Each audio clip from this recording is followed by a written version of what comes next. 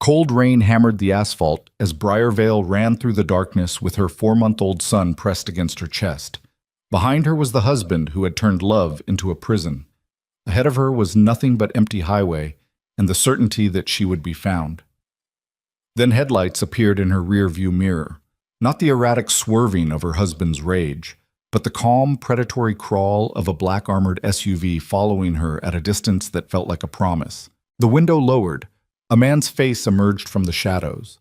Sharp gray eyes, a tailored black coat, and the kind of stillness that only dangerous men possessed. "The men hunting you are 2 miles back," he said. "Get in if you want your son alive by sunrise." His name was Dante Moretti, and everyone who mattered knew exactly what that meant. If you want to know whether Briar survives the night and what happens when a mafia boss becomes the only thing standing between a mother and the monster she married, stay with this story until the end. Hit that like button and drop a comment with your city so I can see how far this story travels. Briar's hand shook so violently on the steering wheel that the car drifted across the center line before she jerked it back. Rain pounded the windshield in sheets that the wipers couldn't keep up with. The highway stretched empty in both directions. Nothing but darkness and the faint glow of her headlights cutting through the storm. Knox whimpered against her chest where she'd strapped him beneath her jacket. 4 months old, too small to understand that his mother was driving toward nowhere with no plan and no money, and a cell phone she'd thrown out the window 3 miles back because Wesley tracked everything. Everything. Her throat tightened. She forced herself to breathe through the panic that kept clawing up from her stomach. The black SUV appeared in her mirror without warning. Briar's foot slammed the gas pedal. The sedan lurched forward, engine screaming, but the SUV didn't speed up. It just followed, steady, patient, like it had all the time in the world. Her pulse hammered in her ears. She couldn't outrun it. The car was falling apart. She'd heard the grinding noise in the transmission for the last 10 miles. Wesley's security team drove vehicles built like tanks.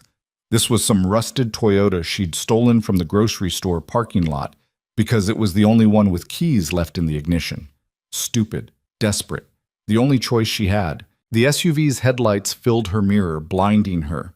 Then they dimmed.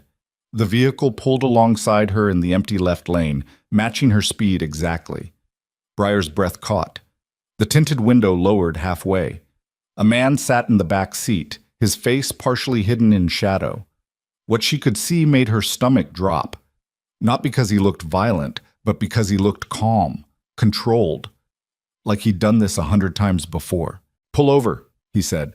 His voice cut through the rain and the roar of her failing engine like he was sitting right beside her. Briar shook her head, tears streaming down her face.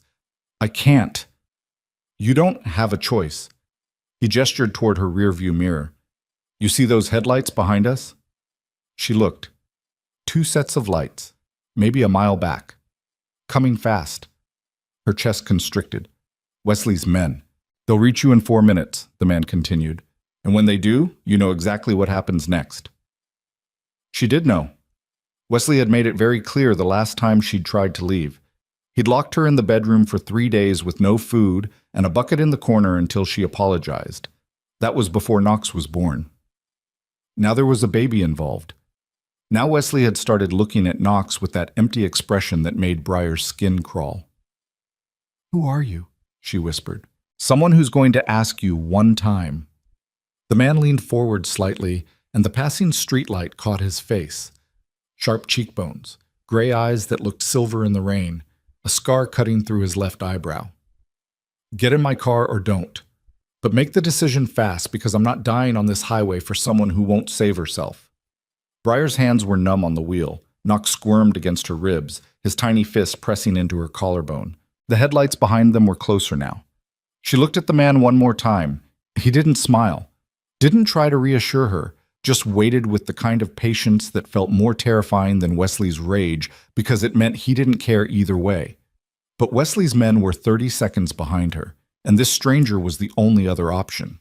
Briar jerked the wheel right, tires screaming as she swerved onto the shoulder. Gravel sprayed against the undercarriage. The SUV pulled in front of her, smooth and controlled, and stopped. She killed the engine, grabbed the diaper bag from the passenger seat, shoved the door open and stumbled into the rain with Knox clutched against her chest. The back door of the SUV swung open before she reached it. "Get in." She climbed inside. The door slammed shut behind her. The interior smelled like leather and rain and something sharp. Cologne, maybe, or gunpowder. She couldn't tell. The man sat across from her on the opposite seat, still watching her with those unreadable gray eyes. "Seatbelt," he said. Briar fumbled with the buckle, her hand shaking too hard to grip it properly. Knox started crying, a thin, exhausted wail that made her chest ache. The SUV pulled back onto the highway before she got the seatbelt clicked. She looked out the rear window just as two black sedans roared past her abandoned Toyota, lights blazing. They didn't stop. They kept going, hunting for her somewhere up ahead. Briar pressed her face against Knox's head and tried not to sob. "He's going to find me," she whispered. The man didn't answer immediately. He reached forward and pressed a button on the console. "Marco, 30 seconds behind us." A voice crackled through the speaker. "I see them. Make it clean. Copy." The man released the button and leaned back, his expression unchanged. Outside, the rain kept falling. Inside, the SUV was warm and quiet, except for Knox's crying. "What does that mean?" Briar asked. Her voice came out hoarse. "Make it clean?" "It means those men won't be reporting back to your husband tonight." Her stomach twisted. "You're going to kill them?" "No." He looked at her for a long moment. "But they're going to spend the next 6 hours lost on back roads with slashed tires and no cell service. By the time they figure out where they are, you'll be somewhere they can't reach." Briar stared at him. She didn't know if that was better or worse than the alternative. "Who are you?" she asked again. "Dante Moretti." The name hit her like cold water. She'd heard it before, whispered in the background of news broadcasts, mentioned in hushed tones by Wesley's business associates when they thought she wasn't listening. A name that made men uncomfortable. "You're—" "Yes." Briar looked down at Knox, whose crying had softened into exhausted hiccups. She was sitting in a car with a man whose name was synonymous with organized crime. A man who controlled entire industries through violence and fear. And somehow, that felt safer than going home. "Why did you stop for me?" she whispered. Dante's expression didn't change. "Because I happened to be driving this road tonight. And because I know what men like your husband do when they're angry." "You don't know anything about my husband." Wesley Caro, 43, CEO of Caro Capital Management, owns a house in Belmont Heights with surveillance cameras on every door and reinforced locks on the bedroom windows. Dante's voice stayed level, factual. "You've called the police 4 times in the last 2 years. Every report was withdrawn within 24 hours. The last time you tried to leave was 7 months ago. You made it to your sister's apartment in Richmond before he found you." Briar's breath stopped. "How do you, Because men like Wesley have patterns. And people like me pay attention to patterns." She wanted to ask what that meant. She wanted to demand answers. But Knox had finally fallen asleep against her chest, his small body warm and trusting, and she was so tired she could barely think straight. The SUV turned onto a side road. Trees closed in on both sides, their branches forming a tunnel overhead. The rain softened to a steady patter against the roof. "Where are you taking me?" Briar asked quietly. "Somewhere safe." "That's not an answer." "It's the only answer you're getting tonight." Dante glanced at Knox, then back at her. "You can leave whenever you want. But if you walk out that door before I say it's clear, you won't make it 3 miles before Wesley's people find you." Briar's throat tightened. She hated that he was right, hated that she had no leverage, no options, no idea what she'd just gotten herself into. But Knox was asleep, and for the first time in 4 months, nobody was screaming at her. She closed her eyes and tried to pretend she'd made the right choice. "Pumpkin." The estate appeared through the trees like something out of a nightmare. Iron gates, high stone walls, security lights that cut through the darkness in sharp white beams. The SUV rolled through the entrance, and Briar heard the gates clang shut behind them with a finality that made her chest tighten. The driveway curved through manicured gardens and past a fountain that looked like it belonged in a museum. The house itself was enormous, 3 stories of dark stone and tall windows, lit from within by warm golden light that should have felt welcoming but somehow didn't. The SUV stopped beneath a covered portico. Dante opened his door and stepped out into the rain without waiting for her. Briar hesitated. Knox stirred against her chest, still asleep. She could stay in the car, refuse to move, demand to be taken somewhere else. Except she had nowhere else to go. She climbed out. The cold air hit her immediately, cutting through her wet clothes and making her shiver. Dante was already walking toward the front entrance, his coat billowing behind him. "Wait," Briar called. He stopped but didn't turn around. "I need to know what you want from me." Now Dante looked back at her. The security lights cast harsh shadows across his face, making him look older, harder. "I don't want anything from you," he said. "Nobody helps someone for nothing." "Then you've been surrounded by the wrong people." He gestured toward the house. "There are women inside who will help you get cleaned up. Food, if you're hungry. A room with a lock on the inside of the door. You can stay as long as you need to." Briar's hands tightened around Knox. "And then what? Then you decide what happens next." "That's it? That's it." She didn't believe him. Nobody gave shelter to a stranger without expecting something in return. But she was soaked through, exhausted, and holding a baby who needed to be fed and changed and kept warm. So she followed him inside. The entrance hall took her breath away. Marble floors, a curved staircase that swept up to the second floor, paintings on the walls that probably cost more than she'd earned in her entire life. Everything was pristine and expensive and completely intimidating. A woman appeared from a side hallway, late 50s, gray hair pulled back in a neat bun, wearing a simple black dress and an expression that was neither warm nor cold, just watchful. "Mrs. Chen," Dante said, "this is Briar. She and her son will be staying in the East Wing." Mrs. Chen's gaze moved to Knox, and something softened in her face. "The baby looks cold."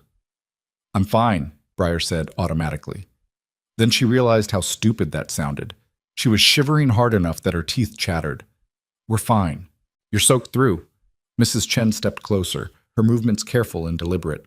"Let me take you upstairs. There's a bathroom with a shower and clean towels. I'll bring formula if you need it." "I don't—" Briar stopped. She did need it. Her milk had dried up weeks ago from stress and malnutrition, and the last bottle she'd managed to give Knox was hours ago. "Yes, thank you." Mrs. Chen nodded and gestured toward the staircase. Briar looked back at Dante, who was already walking away toward another hallway. "Wait," she called after him. He paused. "Why are you doing this?" For a long moment, Dante didn't answer. He stood with his back to her, shoulders rigid beneath his coat.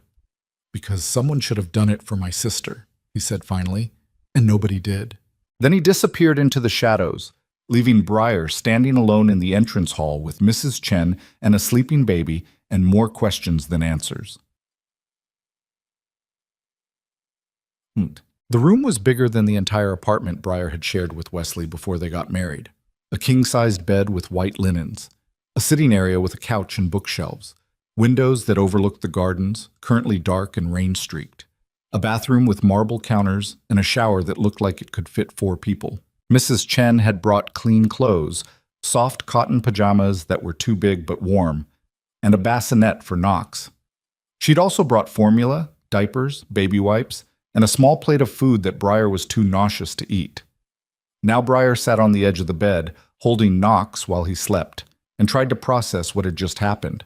She'd run from Wesley. She'd gotten into a car with a stranger. That stranger was a mafia boss whose name made people nervous. And now she was sitting in a mansion that probably had more security than a federal prison. Her hands were still shaking. Knox stirred, his face scrunching up like he might cry. Briar rocked him gently, whispering the same nonsense words she always did when he got fussy. Slowly, he settled.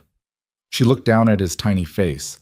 So small, so perfect, so completely dependent on her to keep him safe.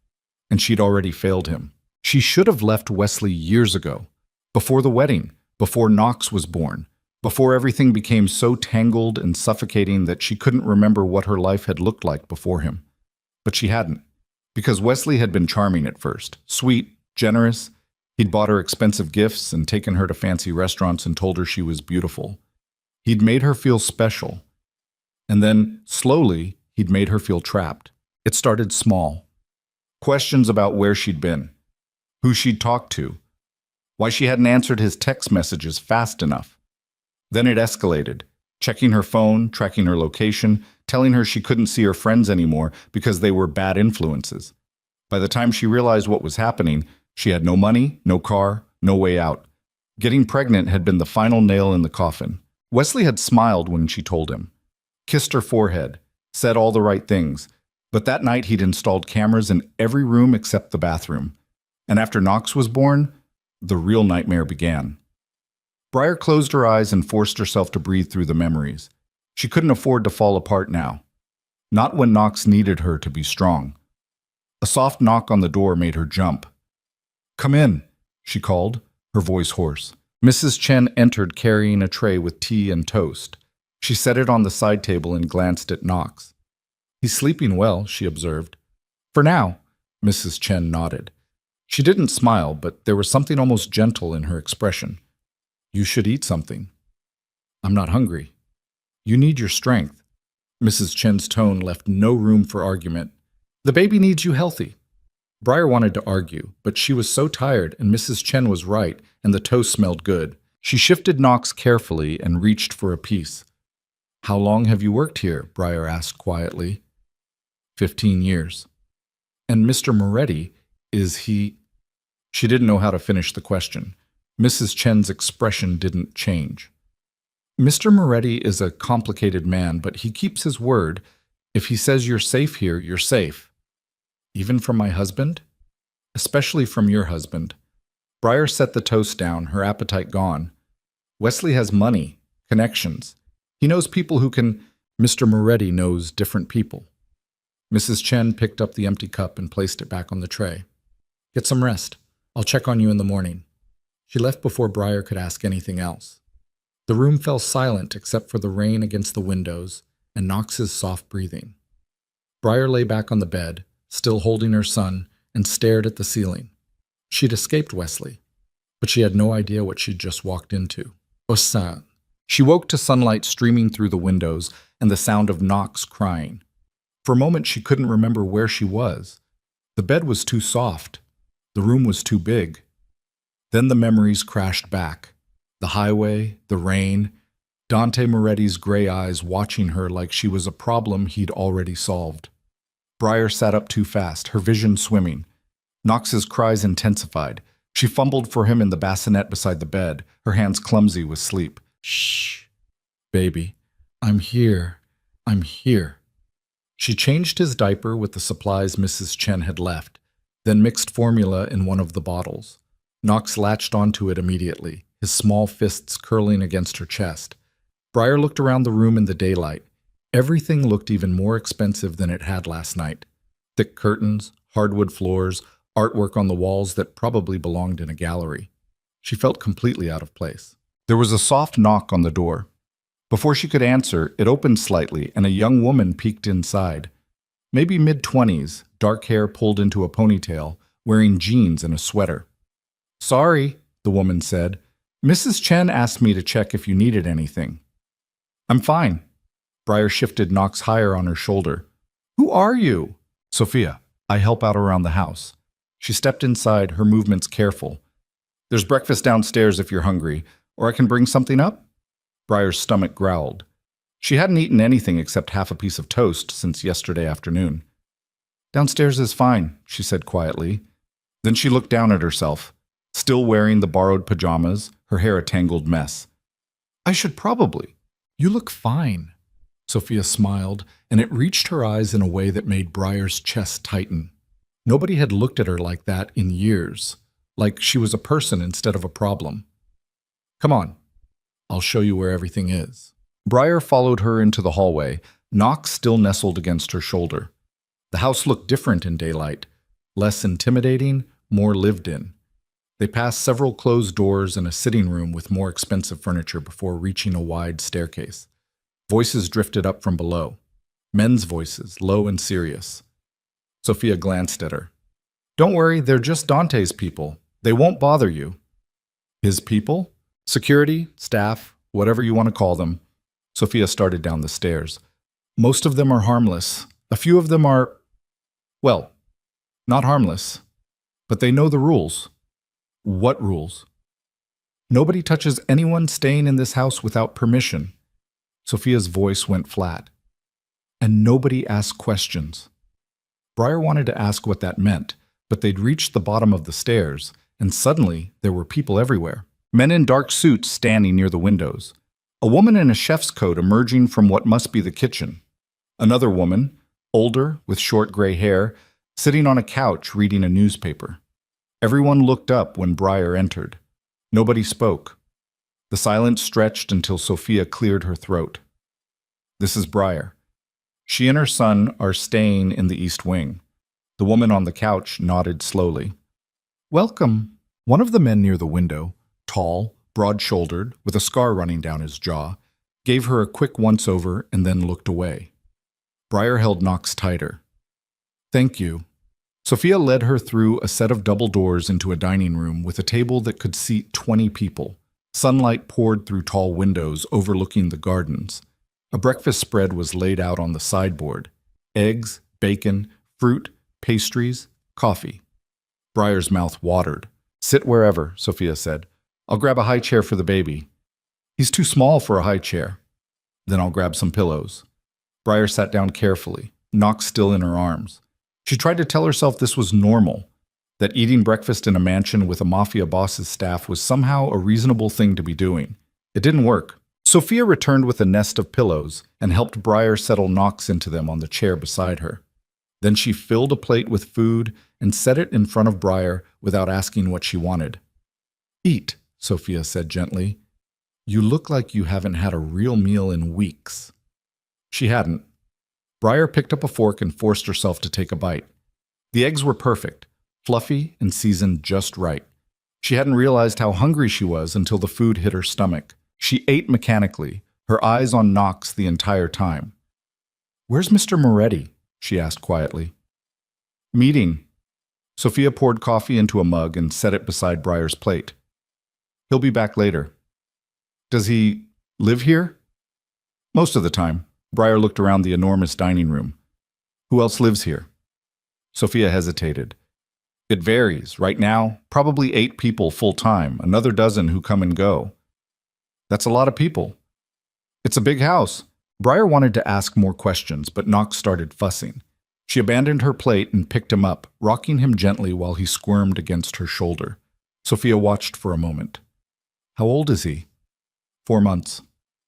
He's beautiful. Briar's throat tightened. Thank you. They sat in silence for a while. Briar finished her coffee with one hand while holding Knox with the other. Outside, birds moved through the gardens. Everything felt surreal. Too quiet, too calm, too safe. She kept waiting for something terrible to happen. I need to ask you something, Briar said finally. Sophia looked up. Why does Mr. Moretti do this? The shelter. The protection. Briar glanced at Knox. Why help people like me? Sophia's expression shifted. Something sad and old passing through her eyes. Because he knows what it's like to lose someone, she said quietly. And he refuses to let it happen again. Before Briar could ask what that meant, the double doors opened and Dante Moretti walked in. He looked exactly the same as last night, tailored black suit, sharp gray eyes, expression unreadable. But in the daylight, Briar could see details she'd missed before. The faint lines around his eyes, the scar through his eyebrow. The way he moved like every step was calculated. Good morning, he said. Briar stood automatically, clutching Knox against her chest. Good morning. Dante's gaze moved to the baby, then back to her face. You slept well?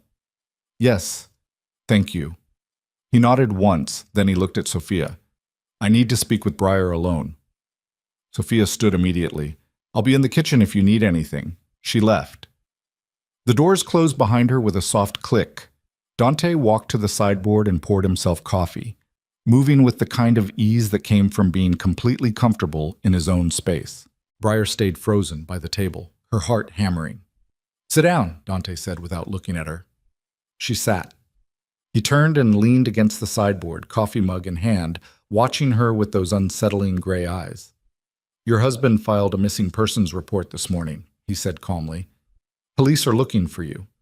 He's claiming you're mentally unstable and a danger to the baby. Briar's stomach dropped. That's not... I know. Dante's voice stayed level. He's also contacted private security firms. Offered a substantial reward for information leading to your location. How do you know all this? Because I have people who monitor these things. He took a sip of coffee.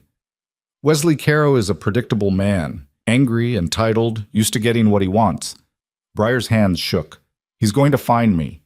No, Dante set his mug down. He's not. You don't understand. Wesley has connections, money. He has nothing I'm afraid of. Dante's tone didn't change, but something in his expression hardened. You're under my protection now. That means nobody touches you without going through me first. Briar stared at him. Why would you do that? I already told you. Because of your sister. Dante's jaw tightened. For a moment, he didn't speak. Then he walked to the window and looked out at the gardens. My sister's name was Isabella, he said quietly. She was 23 when she married a man named Victor Castellano. He was charming, successful, everything she thought she wanted. Briar's chest tightened. 2 years into the marriage, she called me, Dante continued. Said she needed help, that Victor had become violent, that she was afraid. He paused. I told her to wait, he said, his voice flat. I was in the middle of a business negotiation, something that felt more important at the time. I told her I'd come get her as soon as I was finished. The silence stretched. By the time I got there, she was dead, Dante finished. Victor had beaten her to death in their kitchen while I was negotiating a shipping contract. Briar couldn't breathe.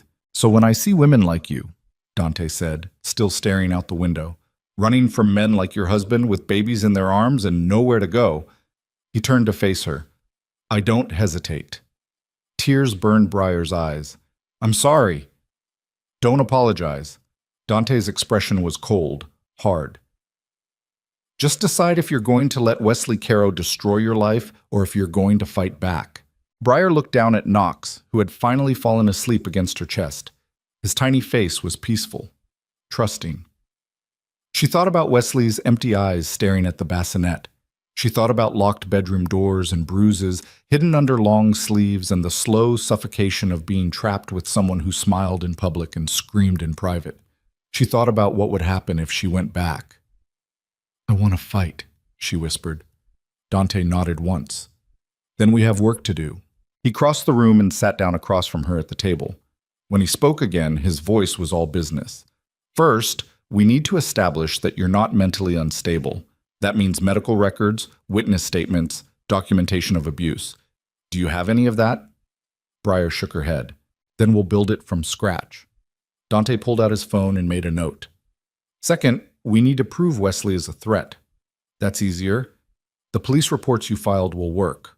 Third, we need to make sure he can't touch you legally or physically. How? Leave that to me. Dante looked up. But I need you to do something first. What? Stop being afraid of him. Briar's breath caught. I can't just... Yes, you can. Dante's voice was firm. Because as long as you're afraid, he still controls you. And as long as he controls you, you'll never be free. Briar wanted to argue, wanted to explain that fear wasn't something she could just turn off. But looking at Dante's eyes, cold, certain, absolutely unbending, she realized something. He wasn't asking her to stop being afraid. He was telling her that fear wasn't an excuse anymore. Okay, she whispered. Okay, Dante repeated. He stood. Mrs. Chen will help you settle in. Stay inside the estate grounds for now. Don't contact anyone from your old life. I'll handle the rest. He walked toward the door, then paused. One more thing, he said without turning around. What? You made the right choice last night. His voice was quiet. Getting in the car. Then he left. Briar sat alone at the table, holding her sleeping son, and tried to believe him. Achemt. 3 days passed in a strange, suspended kind of peace. Briar stayed in the east wing with Knox, venturing out only for meals and brief walks through the gardens when the weather cleared. The estate was larger than she'd realized. Acres of manicured lawns, stone pathways, a greenhouse full of orchids. She met more of the staff. A man named Marco who ran security and barely spoke. A woman named Elena who cooked meals and hummed old songs under her breath. Another woman, younger, maybe early 20s, named Ava, who smiled too brightly and avoided eye contact. Nobody asked questions. Nobody demanded explanations. It should have felt safe. Instead, Briar felt like she was waiting for the other shoe to drop. On the fourth morning, she woke to the sound of shouting. She bolted upright, heart hammering. Knox started crying immediately, startled by her sudden movement. Briar grabbed him and pressed herself against the headboard, listening. Men's voices. Raised, angry, coming from somewhere downstairs. She should stay in her room, lock the door, hide. But the voices were getting louder, and one of them sounded horribly, sickeningly familiar. No, it couldn't be. Briar climbed out of bed and crept to the door. Knox clutched against her chest.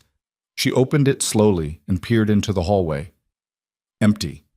The shouting continued from downstairs, sharp, violent, echoing through the house. She recognized that voice now. Wesley. Her entire body went cold. He'd found her. Briar's legs wouldn't move.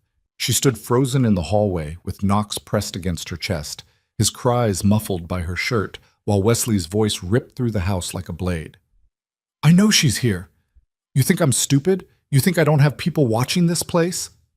Another voice responded, lower, calmer. Dante. You need to leave. I'm not leaving without my wife and son. Wesley's voice cracked on the last word, shifting from rage to something that might have sounded like desperation if Briar didn't know better. She's not well. She needs help. Medical help. She needs to be away from you. You don't know anything about my marriage. I know enough. Briar forced herself to move. One step, then another. Her bare feet made no sound on the hardwood floor as she crept toward the top of the staircase. Knox had stopped crying, sensing her fear the way babies did, his small body rigid against her ribs. She reached the railing and looked down. The entrance hall was full of men. Wesley stood near the front door, still wearing his expensive suit, his hair perfectly styled, his face twisted into an expression of righteous fury that Briar recognized too well. Behind him were three men in private security uniforms, built like walls, hands resting on their belts where weapons probably lived. Dante stood between Wesley and the rest of the house, perfectly still, wearing dark slacks and a white shirt with the sleeves rolled to his elbows. Marco flanked him on the left. Two other men Briar didn't recognize flanked him on the right. Nobody was pointing guns. Yet.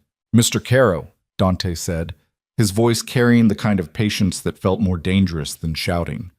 I'm going to give you one opportunity to walk out of here before this becomes a problem you can't solve with lawyers. Wesley laughed. It was a harsh, bitter sound. You're threatening me. Do you have any idea who I am? Yes. Then you know I have connections, resources. I can make your life very difficult. You're welcome to try. Wesley's jaw clenched. Briar could see the vein pulsing in his temple from 30 feet away. She'd learned to read that vein years ago. It was the warning sign before he exploded. Where is she? Wesley demanded. Not here. Bullshit. Wesley took a step forward. Marco's hand moved toward his jacket. Wesley froze. I tracked her phone to this address before she threw it away. I know she came here. Then your information is outdated. Stop lying to me! Wesley's voice rose to a shout. Briar, I know you can hear me. Come down here right now. Briar's heart slammed against her ribs. Knox whimpered. She pressed her hand over his mouth gently, trying to muffle the sound. Don't move. Don't breathe. Don't let him know you're here. Mr. Caro, Dante's voice cut through the air like a knife. You're disturbing the peace of my home. Leave now or be removed. I'm not going anywhere without my family. You don't have a family here. Wesley's face went red. She's my wife. That's my son. You have no right to keep them from me. I have every right to protect people who ask for protection. Protection from what? I'm her husband. Exactly. The word hung in the air like a gunshot. Wesley stared at Dante, his chest heaving. You son of a... Choose your next words carefully, Dante interrupted. His voice hadn't changed, still calm, still level, but something in his posture shifted, something that made even Wesley's security team look nervous. Because the only reason you're still standing in my house is professional courtesy. And I'm running out of courtesy very quickly. Briar's fingers dug into Knox's back. She should go downstairs, show herself, end this before it turned into bloodshed. But her body wouldn't obey, because she knew what would happen if Wesley saw her. He'd smile. put on his concerned husband face, tell everyone she was sick, unstable, a danger to herself and their child. He'd done it before. Convinced her own mother that Briar was having a nervous breakdown, that she needed help, that Wesley was the only one keeping her together. And everyone had believed him, because Wesley was charming, successful, respectable, and Briar was just his hysterical wife. "This isn't over," Wesley said finally, his voice shaking with barely controlled rage. "I'll be back with the police, with lawyers, with whatever it takes to get my family back." "Good luck with that." Wesley's hands curled into fists. For a moment, Briar thought he might actually swing at Dante, but one of his security guards put a hand on his shoulder, whispering something too low for Briar to hear. Wesley shook him off. "You're making a mistake, Moretti. A big one. I rarely make mistakes." "Everyone makes mistakes." Wesley's smile was cold, vicious. "And I'm very good at finding them." He turned and walked toward the door. His security team followed. The door opened, then slammed shut with enough force to rattle the chandelier. Silence flooded the entrance hall. Briar sagged against the railing, her legs trembling so badly she could barely stand. Knox started crying again, proper screaming now, red-faced and furious. Marco said something to Dante that Briar couldn't hear. Dante nodded, then looked up. His eyes found hers immediately. "Come down here," he said. It wasn't a request. Briar forced herself to move. Each step down the staircase felt like walking toward an execution. By the time she reached the bottom, Knox was wailing at full volume and her entire body was shaking. Dante dismissed the other men with a gesture. They disappeared into other parts of the house, leaving only Marco standing near the front door. "He'll be back," Briar whispered. "I know. With police, lawyers, court orders." Her voice was rising, panic clawing up her throat. "Wesley doesn't lose. He never loses. He'll find a way to Briar!" Dante's voice cut through her spiral. "Look at me." She did. "Do you trust me?" he asked. She wanted to say yes. Wanted to believe that Dante Moretti, a man whose name made criminals nervous, could protect her from someone like Wesley, but Wesley had taught her not to trust anyone. "I don't know," she admitted. Dante nodded slowly.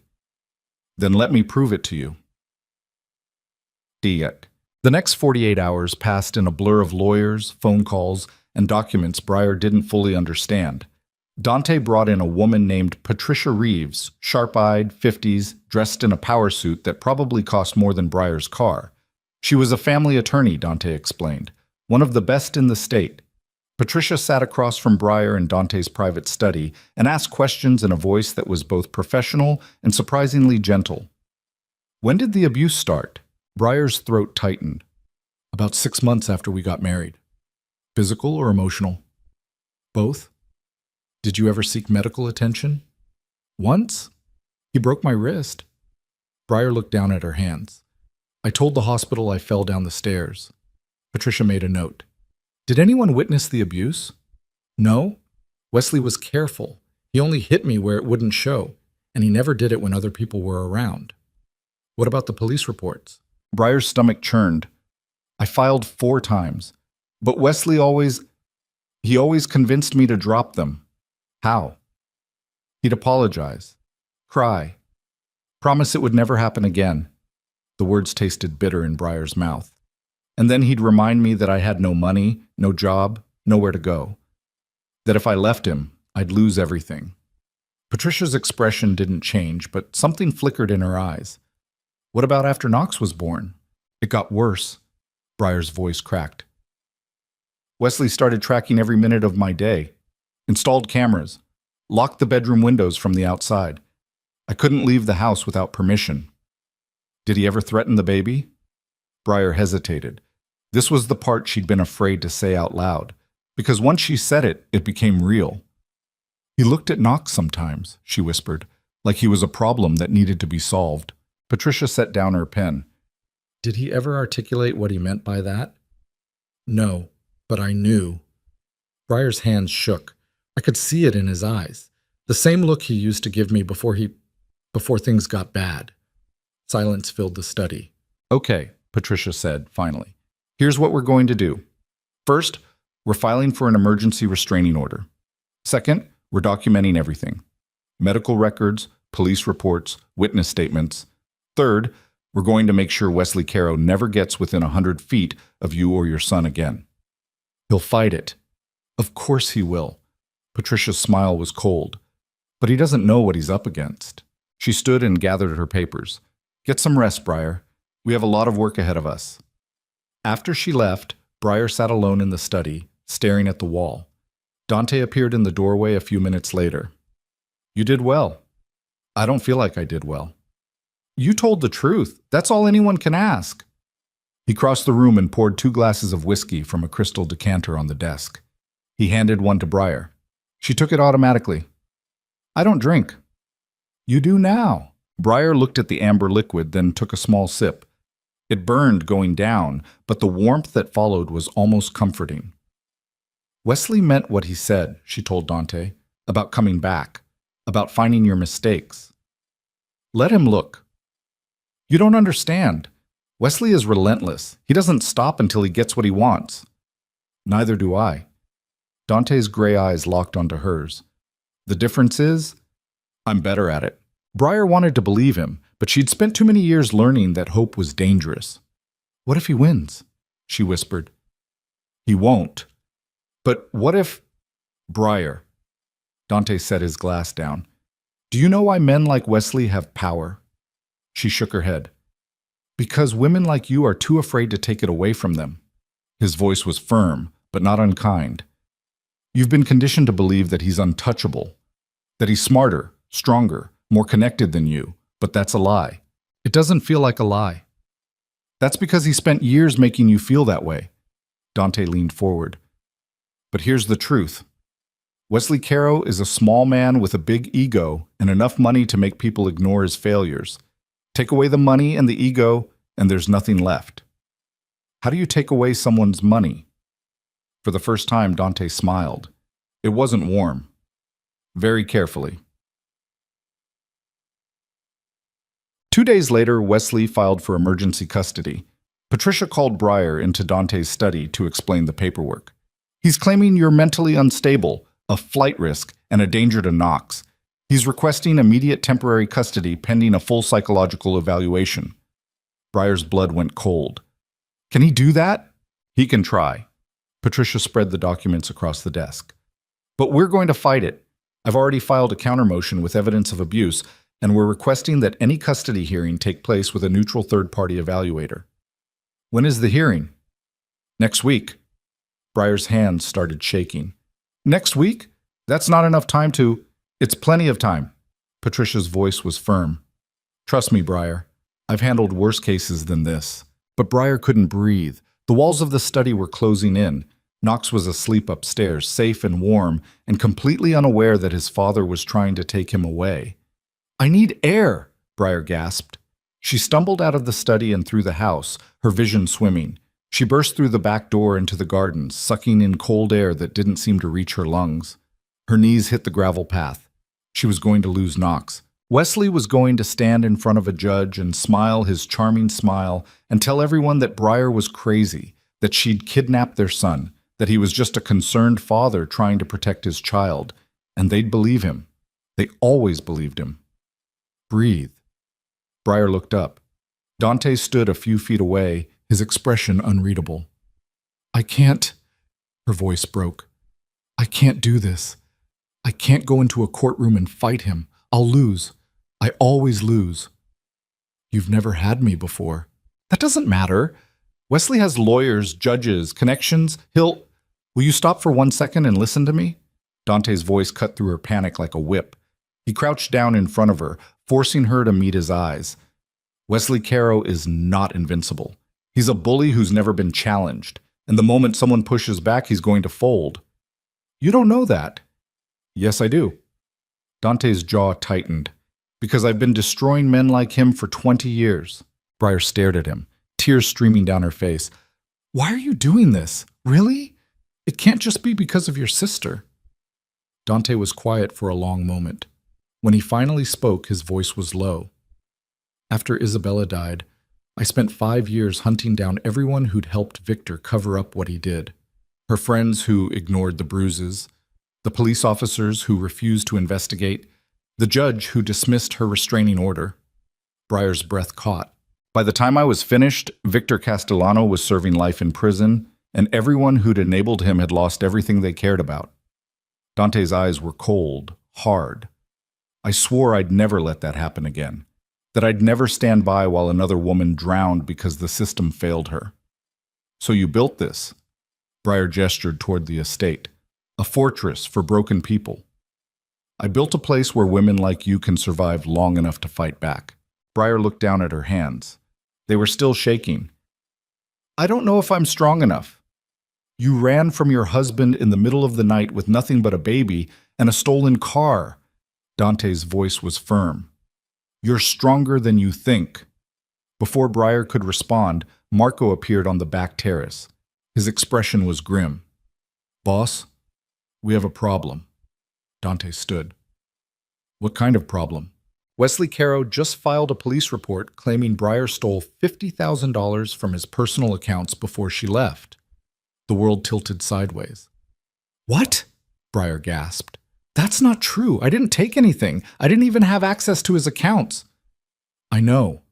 Marco looked at Dante. But the police are treating it as a felony theft charge. They're requesting an interview. Briar's stomach dropped. He's framing me. Yes, Dante said calmly. I could go to prison. No, you won't. How can you? Because I'm going to prove Wesley Caro fabricated the entire report.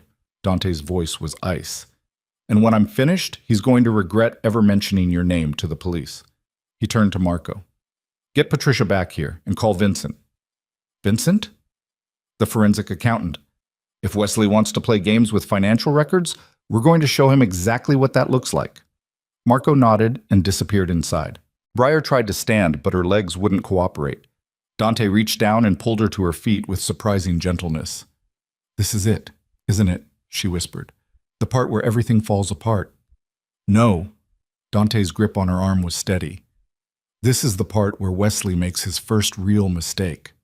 Keek. That night, Briar couldn't sleep. She lay in bed staring at the ceiling while Knox slept peacefully in his bassinet. Every sound made her jump. Every creak of the house felt like Wesley's men breaking through the doors. At 2 a.m, she gave up and carried Knox downstairs. The house was dark except for dim security lights. She made her way to the kitchen, thinking she'd make tea, maybe find something to eat. Instead, she found Ava sitting at the counter with a cup of coffee and red-rimmed eyes. Sorry, Briar said immediately. I didn't mean to. It's fine. Ava's voice was hoarse. She gestured to the coffee pot. Help yourself. Briar poured a cup and sat down carefully, adjusting Knox on her shoulder. For a moment, neither of them spoke. Can't sleep either? Ava asked finally. No. Yeah, I have those nights sometimes. Ava stared into her coffee. The kind where everything feels too quiet. Briar studied her. Up close, she could see faint scars on Ava's wrists, old ones, long-healed. How long have you been here? Briar asked quietly. 3 years. And before that? Ava's laugh was bitter. Before that, I was married to a man who liked to use me as a punching bag. She lifted her coffee mug. Among other things. Briar's chest tightened. I'm sorry. Don't be. I'm alive. That's more than some women get. Ava looked at Knox. How old? 4 months. He's lucky to have you. I don't feel lucky. You ran. Ava's voice was firm. That makes you luckier than most. They sat in silence for a while. The coffee was too hot, too bitter, but Briar drank it anyway. Does it get easier? She asked finally. Being here, feeling safe. Ava considered the question. Honestly? Some days yes, some days no. But at least I don't wake up wondering if today's the day he kills me. What happened to your husband? He's dead. Ava's voice was flat. Car accident. Very tragic. The way she said it made Briar wonder if it was really an accident. Dante helped you, Briar said. It wasn't a question. Dante saved me. Ava set down her mug. I was 3 days away from killing myself when Marco found me in a motel outside the city. Dante brought me here, helped me disappear, made sure my ex couldn't find me. And then your ex died. Yeah. Ava met her eyes. Funny how that worked out. Briar's pulse quickened. Did Dante? I didn't ask. Ava stood and rinsed her mug in the sink. And neither should you. Some things are better left unknown. She left before Briar could respond. Briar sat alone in the dark kitchen, holding her sleeping son, and wondered exactly what kind of man she'd asked for help. The hearing was scheduled for Tuesday morning. Patricia spent the weekend preparing Briar, running through questions the judge might ask, coaching her on how to stay calm under pressure. Wesley's lawyer is going to try to rattle you, Patricia warned. He'll bring up the theft charges, question your mental state, imply that you're an unfit mother. You need to stay composed. I don't know if I can. You can. Patricia's voice was firm. Because the alternative is losing your son. Monday night, Briar barely slept.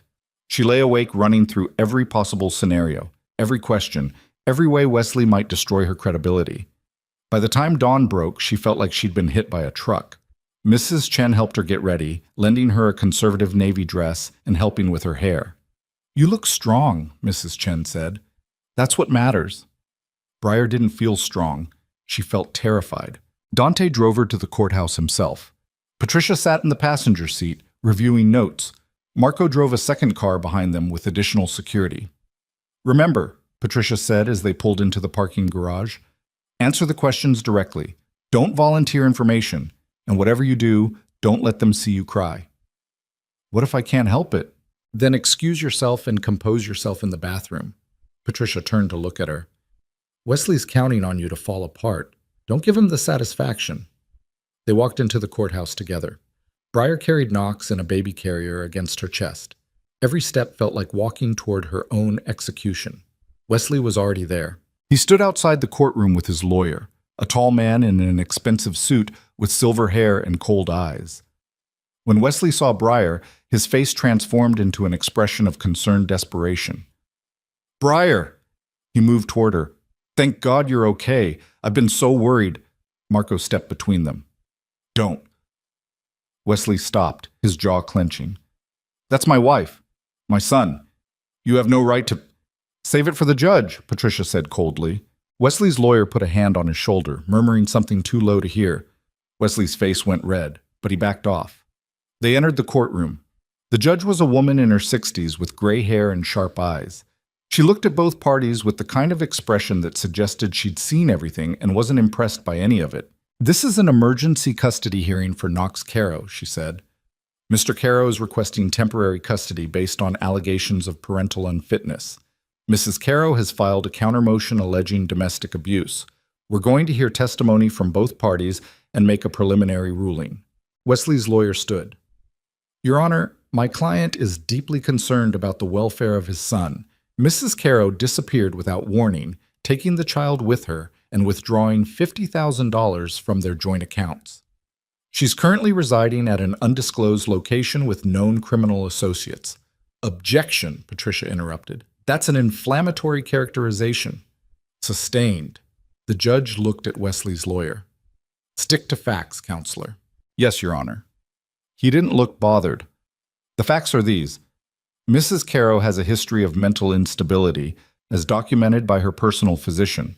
She's made multiple unfounded accusations against my client, and she's currently preventing him from seeing his own son. Patricia stood. Your Honor, I have medical records showing extensive injuries consistent with domestic abuse. I have police reports filed by Mrs. Caro documenting violence, and I have witness statements from individuals who can corroborate her story. We'll hear testimony, the judge said. Mrs. Caro, you first. Briar's legs barely held her as she walked to the witness stand. Her hands shook as she was sworn in. Knox squirmed against her chest, and she had to adjust him before sitting down. Patricia approached. Mrs. Caro, can you describe your marriage to Wesley Caro? Briar's throat was so dry she could barely speak. It started well, but after we got married, things changed. How? He became controlling, jealous, angry. Briar forced herself to breathe. He tracked my phone, monitored my calls, told me I couldn't see my friends or family. Did the abuse become physical? Yes. Can you describe the first incident? Briar's hands clenched. 6 months after the wedding. He came home drunk, said I'd embarrassed him at a work event. He pushed me into a wall hard enough that I got a concussion. Did you seek medical attention? Yes. He drove me to the hospital himself, told the doctors I'd fallen. Wesley's lawyer stood. Objection, hearsay. She's describing her own experience, Patricia shot back. Overruled, the judge said. Continue. Patricia walked Briar through 2 years of abuse. The broken wrist, the bruises, the locked doors, the cameras. Every detail felt like ripping open old wounds. By the time Patricia finished, Briar was shaking so hard she could barely hold Knox. Then Wesley's lawyer stood for cross-examination. Mrs. Caro, he said smoothly, you've painted quite a picture of my client, but isn't it true that you never pressed charges against him? I tried, 4 times, but you always dropped the reports. Because he convinced me to. Or because they weren't true. The lawyer's smile was cold. Isn't it possible that you fabricated these allegations to justify abandoning your marriage? No. And isn't it true that you're currently living with Dante Moretti, a man with known criminal associations? Objection! Patricia was on her feet. Relevance? I'm establishing a pattern of poor judgment, Wesley's lawyer said. The witness is not on trial, the judge said sharply. Move on, counselor. But the damage was done. Briar could see it in the judge's eyes, the doubt creeping in. Wesley took the stand next. He was perfect, composed, heartbroken. He spoke about how much he loved Briar, how worried he'd been when she disappeared, how desperately he wanted his son back. She's not well, Your Honor, Wesley said, his voice cracking. I've tried to get her help, but she refuses. And now she's taken our son and disappeared with a known criminal. I'm terrified for Knox's safety. Briar wanted to scream, but Patricia had told her not to react, so she sat perfectly still and watched Wesley lie his way through testimony. When it was over, the judge looked between them both. I'm going to take this under advisement, she said. I'll issue a ruling within 48 hours. In the meantime, temporary custody remains with Mrs. Caro, but Mr. Caro is granted supervised visitation. Your Honor, Patricia started. That's my ruling, counselor. The judge's voice was firm. We're adjourned. The gavel fell. Briar felt like she'd been hit in the chest. Supervised visitation. That meant Wesley would see Knox. That meant she'd have to hand her baby over to the man who'd tried to destroy her. Patricia was saying something, but Briar couldn't hear her over the roaring in her ears. She stood and walked out of the courtroom in a daze. Wesley caught her in the hallway. I told you, he hissed, his concerned husband mask dropping away. You can't win against me, Briar. You never could. Then he smiled. And Briar realized with perfect, terrible clarity that this was never going to end. Not with lawyers, not with judges, not with restraining orders or testimony or carefully documented evidence. Wesley was going to keep coming until one of them was destroyed, and she was so tired of running. She turned to Dante, who'd been standing silently behind her the entire time.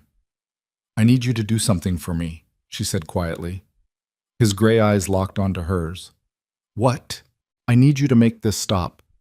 Briar, I don't care how you do it. Her voice was steady now, cold. I don't care what it costs. I just need Wesley to never touch my son again. Silence fell in the hallway. Patricia looked horrified. Marco's expression didn't change. And Dante? Dante just nodded. Okay, he said. That was the moment everything changed. The moment Briar stopped being a victim and became something much more dangerous.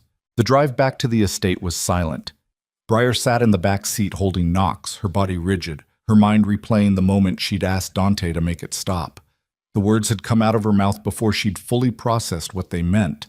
But now, sitting in the quiet car with rain starting to streak the windows, she understood exactly what she'd done. She'd asked a mafia boss to destroy her husband, and he'd said yes. Patricia had left the courthouse separately, her face tight with professional disapproval. Marco drove without speaking, his eyes flicking to the rearview mirror every few seconds. Dante sat beside Briar, staring out the window, his expression unreadable. Nobody mentioned what had happened in the hallway, but it hung in the air between them like smoke.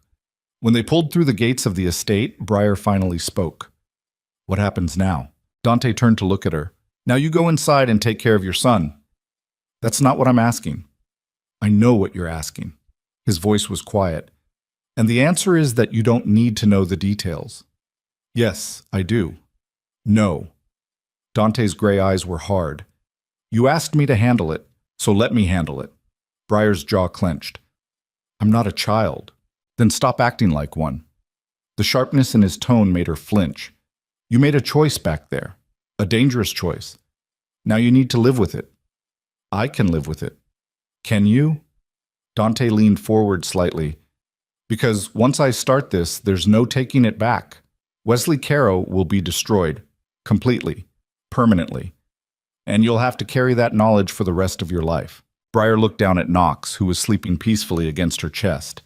His tiny face was so innocent, so trusting. She thought about Wesley's smile in the courthouse hallway.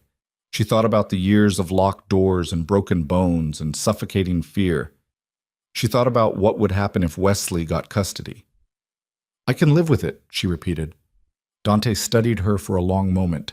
Then he nodded once and opened the car door. Briar followed him inside, her legs unsteady.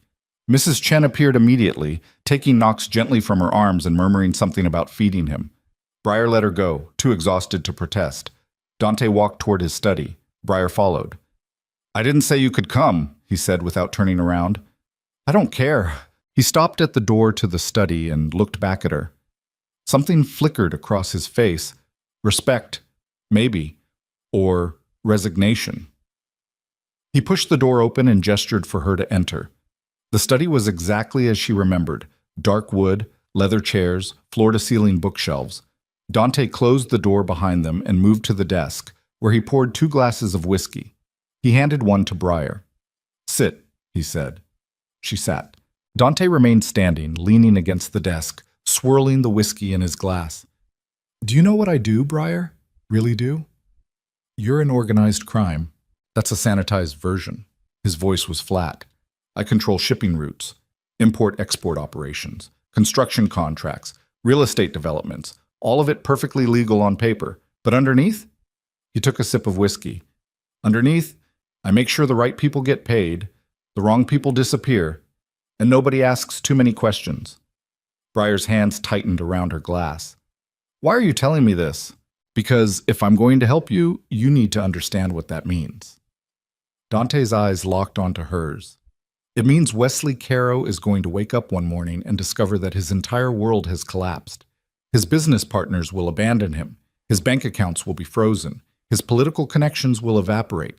And by the time he realizes what's happening, it'll be too late to stop it. Good, Briar whispered. You say that now. Dante set his glass down. But when it actually happens, when you see what real power looks like, when it's used without mercy, you might feel differently. I won't. Everyone says that. His voice was tired. Until they see the cost. Before Briar could respond, Marco appeared in the doorway. His expression was grim. We have a problem, he said. Dante straightened. What kind? The kind that requires your immediate attention. Marco's eyes flicked to Briar, then back to Dante. Private. Dante nodded. He looked at Briar. Go check on Knox. I'll find you when this is handled. Briar wanted to argue, but the look on Marco's face made her stomach turn. She left. She found Knox in the nursery with Mrs. Chen, who was changing his diaper with practiced efficiency. The room was warm and quiet, decorated in soft blues and whites that made it feel like a sanctuary. He ate well, Mrs. Chen said without looking up. And he's been calm. That's good. Briar sank into the rocking chair by the window. Her entire body ached with exhaustion. Thank you. You did the right thing today. Briar looked up sharply. You don't know what I did. I know enough. Mrs. Chen finished with the diaper and lifted Knox into her arms. She carried him to Briar and placed him gently in her lap. You protected your son.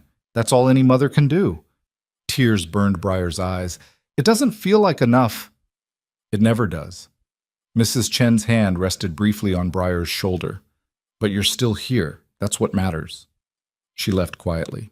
Briar held Knox and rocked slowly, listening to the rain against the windows. She tried not to think about what Dante and Marco were discussing downstairs. Tried not to imagine what kind of problem required immediate private attention. But her mind wouldn't stop spinning. An hour passed. Then 2.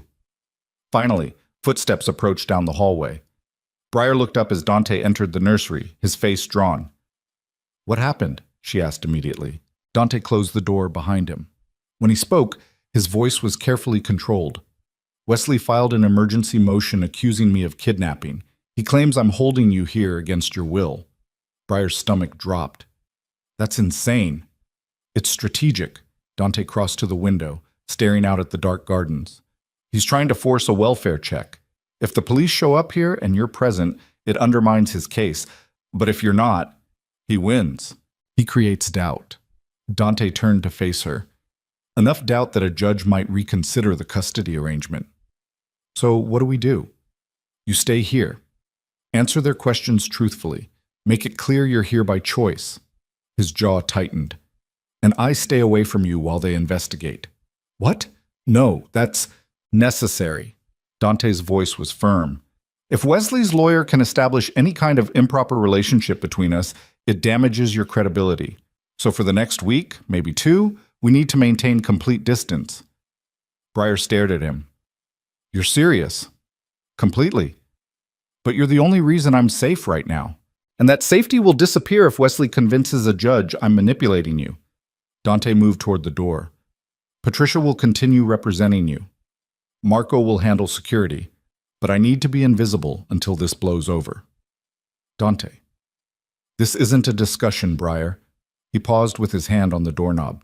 Trust me, I know what I'm doing. Then he was gone. Briar sat alone in the nursery, holding Knox, and felt the first real flicker of doubt. The police arrived 2 days later. 2 detectives, a man and a woman, both wearing expressions of professional skepticism. They showed Briar their badges and asked if they could speak with her privately. Patricia was there within 20 minutes. They sat in the formal living room, Briar on one couch with Patricia beside her, the detectives across from them. Knox slept in his carrier at Briar's feet. Mrs. Caro, the male detective began. His name was Morrison, she remembered. Salt and pepper hair, tired eyes. We're here following up on a report filed by your husband. He claims you're being held here against your will. That's not true, Briar said immediately. Then you're free to leave whenever you want? Yes? And Mr. Moretti hasn't threatened you or coerced you in any way? No. He's been... Briar stopped herself. She could feel Patricia's warning glance. He's provided shelter. Nothing more. The female detective, younger, sharper, leaned forward. Mrs. Caro, we need to be very clear about something. Dante Moretti is a person of interest in multiple ongoing investigations. If he's involved in your custody dispute, that could complicate things significantly. That could. He's not involved, Patricia interjected. My client is staying at this location temporarily for her own safety. Mr. Moretti is merely the property owner. That's convenient, Morrison said dryly. It's the truth, Briar said. Her hands were shaking. She pressed them against her thighs to hide it. Wesley is dangerous. He's abusive. I needed somewhere he couldn't find me, and Mr. Moretti offered this place. Out of the goodness of his heart. The female detective's skepticism was obvious. Out of experience. Briar's voice hardened.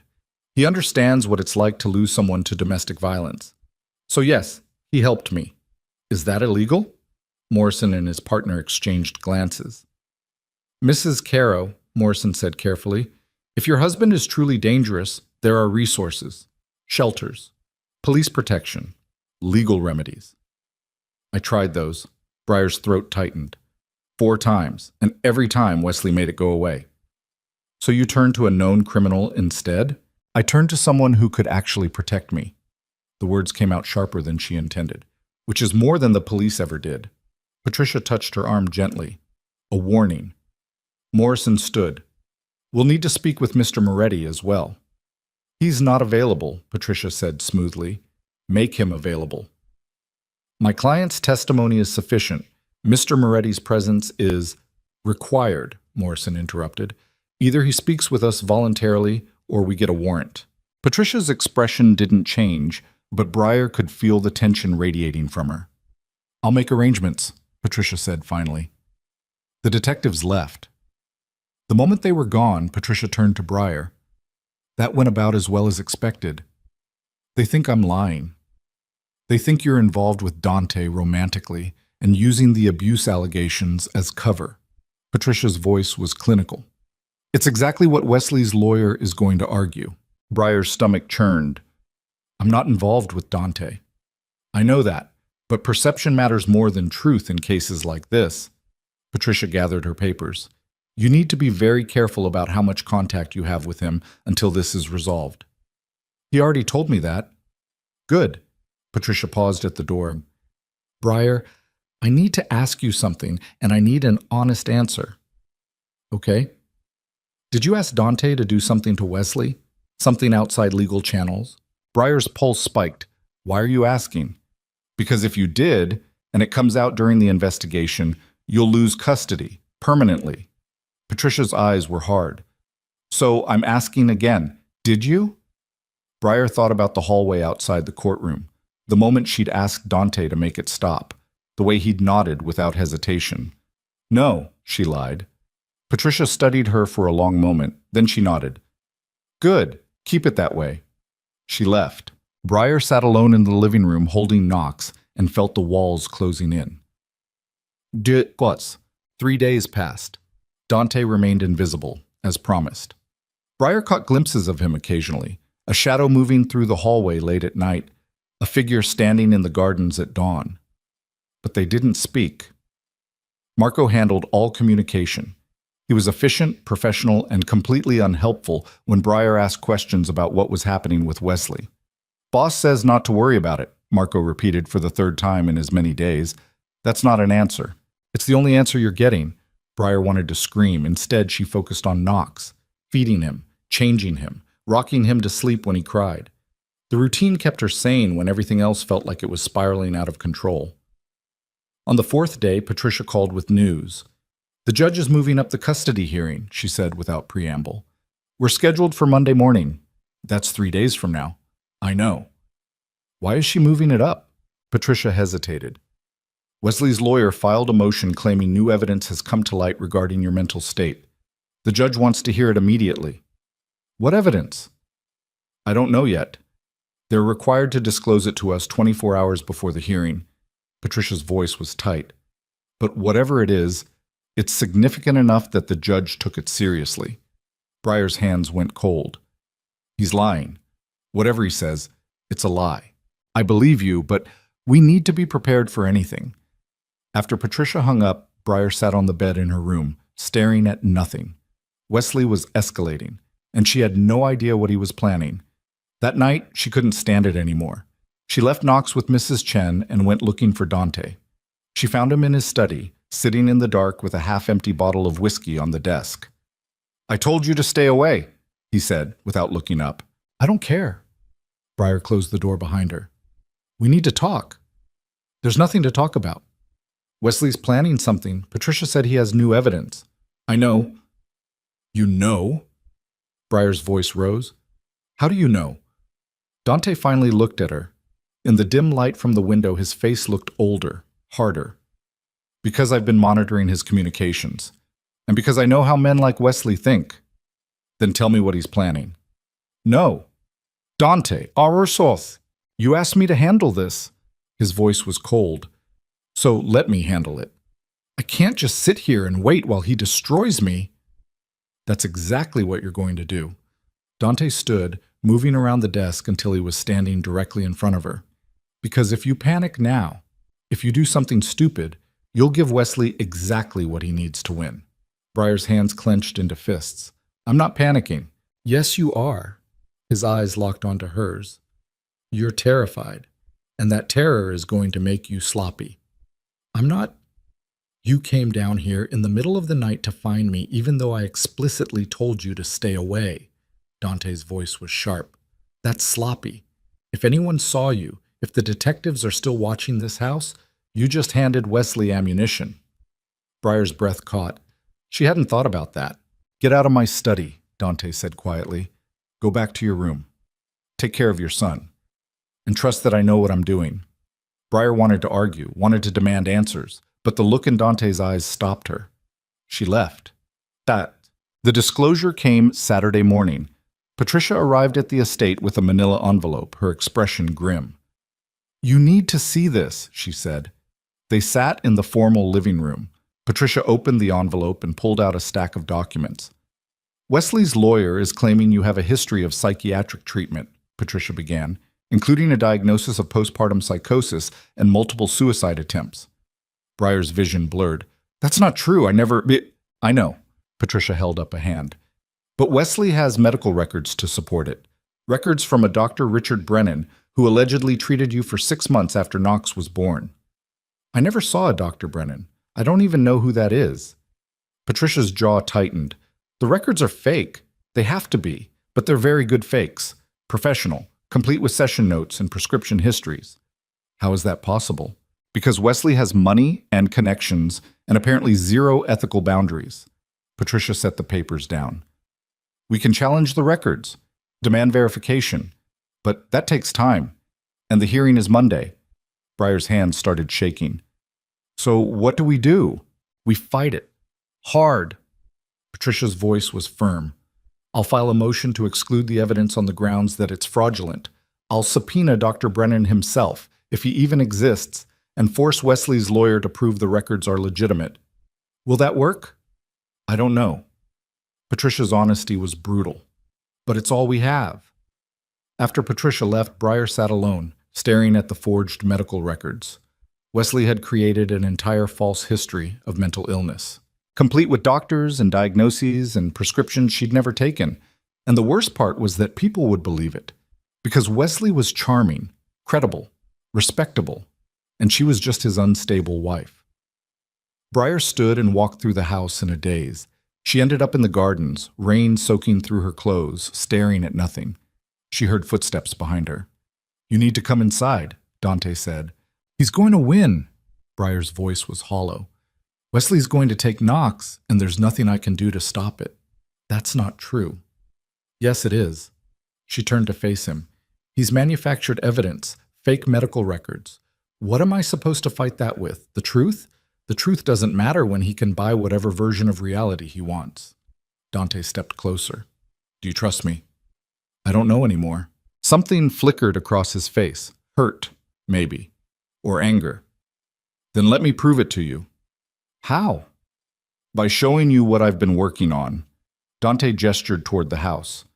Come inside. There's something you need to see. Briar followed him back to the study. Marco was waiting there, along with a man she'd never seen before. Thin, late 40s, wearing wire-rimmed glasses and a rumpled suit. This is Vincent, Dante said. Forensic accountant. Tell her what you found. Vincent opened a laptop and turned it toward Briar. The screen was filled with spreadsheets and financial documents. Wesley Caro has been embezzling from his own company for the last 3 years, Vincent said without preamble. Approximately $2 million funneled through offshore accounts. He's also been cooking the books to hide losses from investors. Briar stared at the screen. How do you know this? Because I spent the last week tracing every transaction through his business accounts. Vincent adjusted his glasses. And because your husband is sloppy when he thinks nobody's watching. Can you prove it? Briar asked. Already did. Vincent pulled up another document. I've compiled a report with complete documentation, account numbers, transfer dates, shell company registrations, everything a federal prosecutor would need to build a case. Briar looked at Dante. You did this. I told you I'd handle it. But this is... She didn't know how to finish. This will destroy him. That was the point, Dante said calmly. Marco spoke up. Vincent's report goes to the FBI on Monday morning. By Monday afternoon, Wesley Caro will be facing federal charges. By Tuesday, his assets will be frozen and his business will be in receivership. Briar couldn't breathe. Monday morning, the same day as the custody hearing? Not coincidentally, Dante said. She looked between the three men. You're going to destroy Wesley's entire life right before he walks into court. Yes?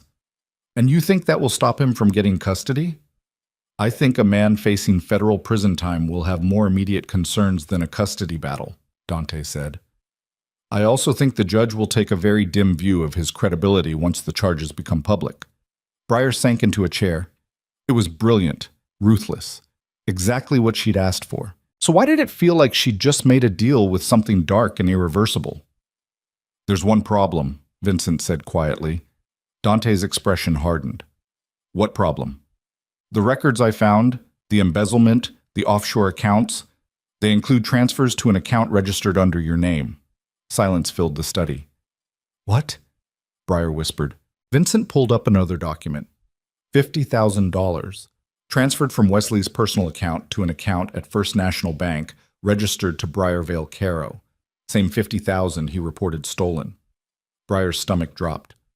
I never opened that account. I know, Vincent said. But Wesley did, using your social security number and forged identification. Then he transferred the money himself and reported it stolen. He framed me, Briar breathed.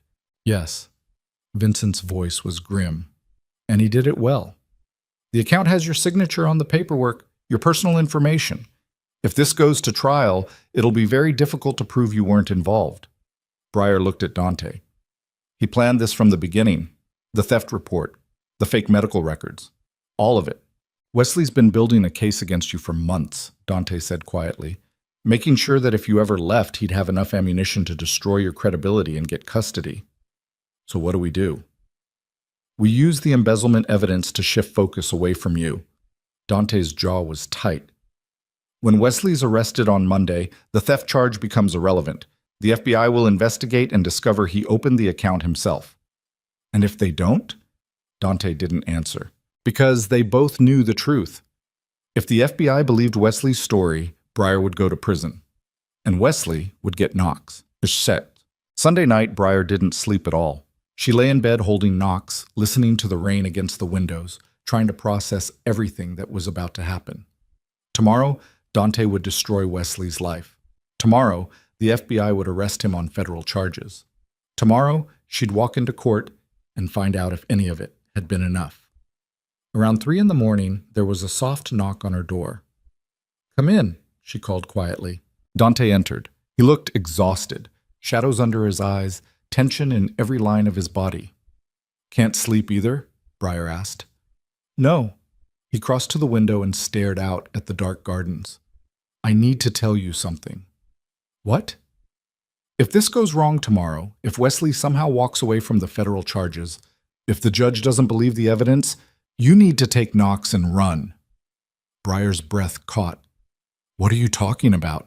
I have a contact in Montreal, Canadian citizenship, new identities. Dante's voice was flat. Marco will drive you to the border. You'll disappear, completely. That's illegal. So is what I'm about to do to Wesley. Dante turned to face her. I'm giving you an escape route, just in case. Why? Because I promised you'd be safe. His gray eyes were hard. And I keep my promises. Briar stared at him. You'd help me run? Even if it meant admitting defeat? There's no defeat in surviving. Dante moved toward the door. Get some rest. We have a long day ahead of us. He left before she could respond. Briar held Knox tighter and tried not to think about what running would mean. Leaving everything behind. New names, new lives. Never seeing anyone she'd ever known again. She closed her eyes and prayed it wouldn't come to that. But deep down, she knew the truth. Wesley had been planning this for months. And Dante's plan, brilliant as it was, relied on everything going perfectly. In Briar's experience, nothing ever went perfectly. Monday morning arrived cold and gray. Briar dressed carefully in the navy suit Patricia had brought her. Mrs. Chen helped with her hair, pulling it back into a neat bun that made her look older, more composed. Knox was dressed in a tiny blue outfit that made him look impossibly small. Patricia arrived at 7, her expression professionally neutral. Ready? No? Briar admitted. Good. That means you understand what's at stake. Patricia picked up her briefcase. Let's go. The drive to the courthouse was silent, except for Knox's occasional fussing. Marco drove with 2 security vehicles flanking them. Dante remained at the estate, maintaining distance as promised. They arrived 15 minutes early. Wesley was already there. He stood outside the courtroom with his lawyer, looking perfect as always. Expensive suit, confident posture, concerned expression. When he saw Briar, he moved toward her immediately. Briar, please, he said, his voice breaking. Can we just talk? For Knox's sake? Marco stepped between them. No. Wesley's mask slipped for just a second, fury flashing across his face before he smoothed it away. I'm trying to do what's best for our son. Then leave him alone, Briar said quietly. You're poisoning him against me. He's 4 months old, Wesley. He doesn't even know who you are. Wesley's jaw clenched. That's going to change. Today. They entered the courtroom. The judge looked even more tired than she had at the last hearing. She reviewed her notes, then looked up. "Before we begin," she said, "I need to address something that came to my attention this morning." Briar's heart stopped. "Mr. Caro," the judge continued, "are you aware that federal agents executed search warrants at your business and residence early this morning?" Wesley went pale. "What?" "I received notification from the U.S. Attorney's Office that you're under investigation for wire fraud, embezzlement, and money laundering." The judge's voice was cold. "Is that correct?" Wesley's lawyer stood immediately. "Your Honor, my client was not informed of any investigation. That's how investigations work, counselor." The judge looked at Wesley. "Mr. Caro, do you have anything to say?" Wesley's face had gone from pale to red. His hands gripped the table in front of him so hard his knuckles went white. "This is a setup," he hissed. "That man, Moretti, he did this. He fabricated evidence to—" "That man isn't in this courtroom," the judge interrupted. "And frankly, your criminal charges are not my concern, but they do impact my decision regarding custody. You can't let this influence—" "I can and I will," the judge's voice was sharp. "You presented evidence claiming Mrs. Caro is mentally unstable and a danger to your son. But given your current legal situation, I have serious concerns about your credibility." Wesley's lawyer tried to interject, but the judge held up a hand.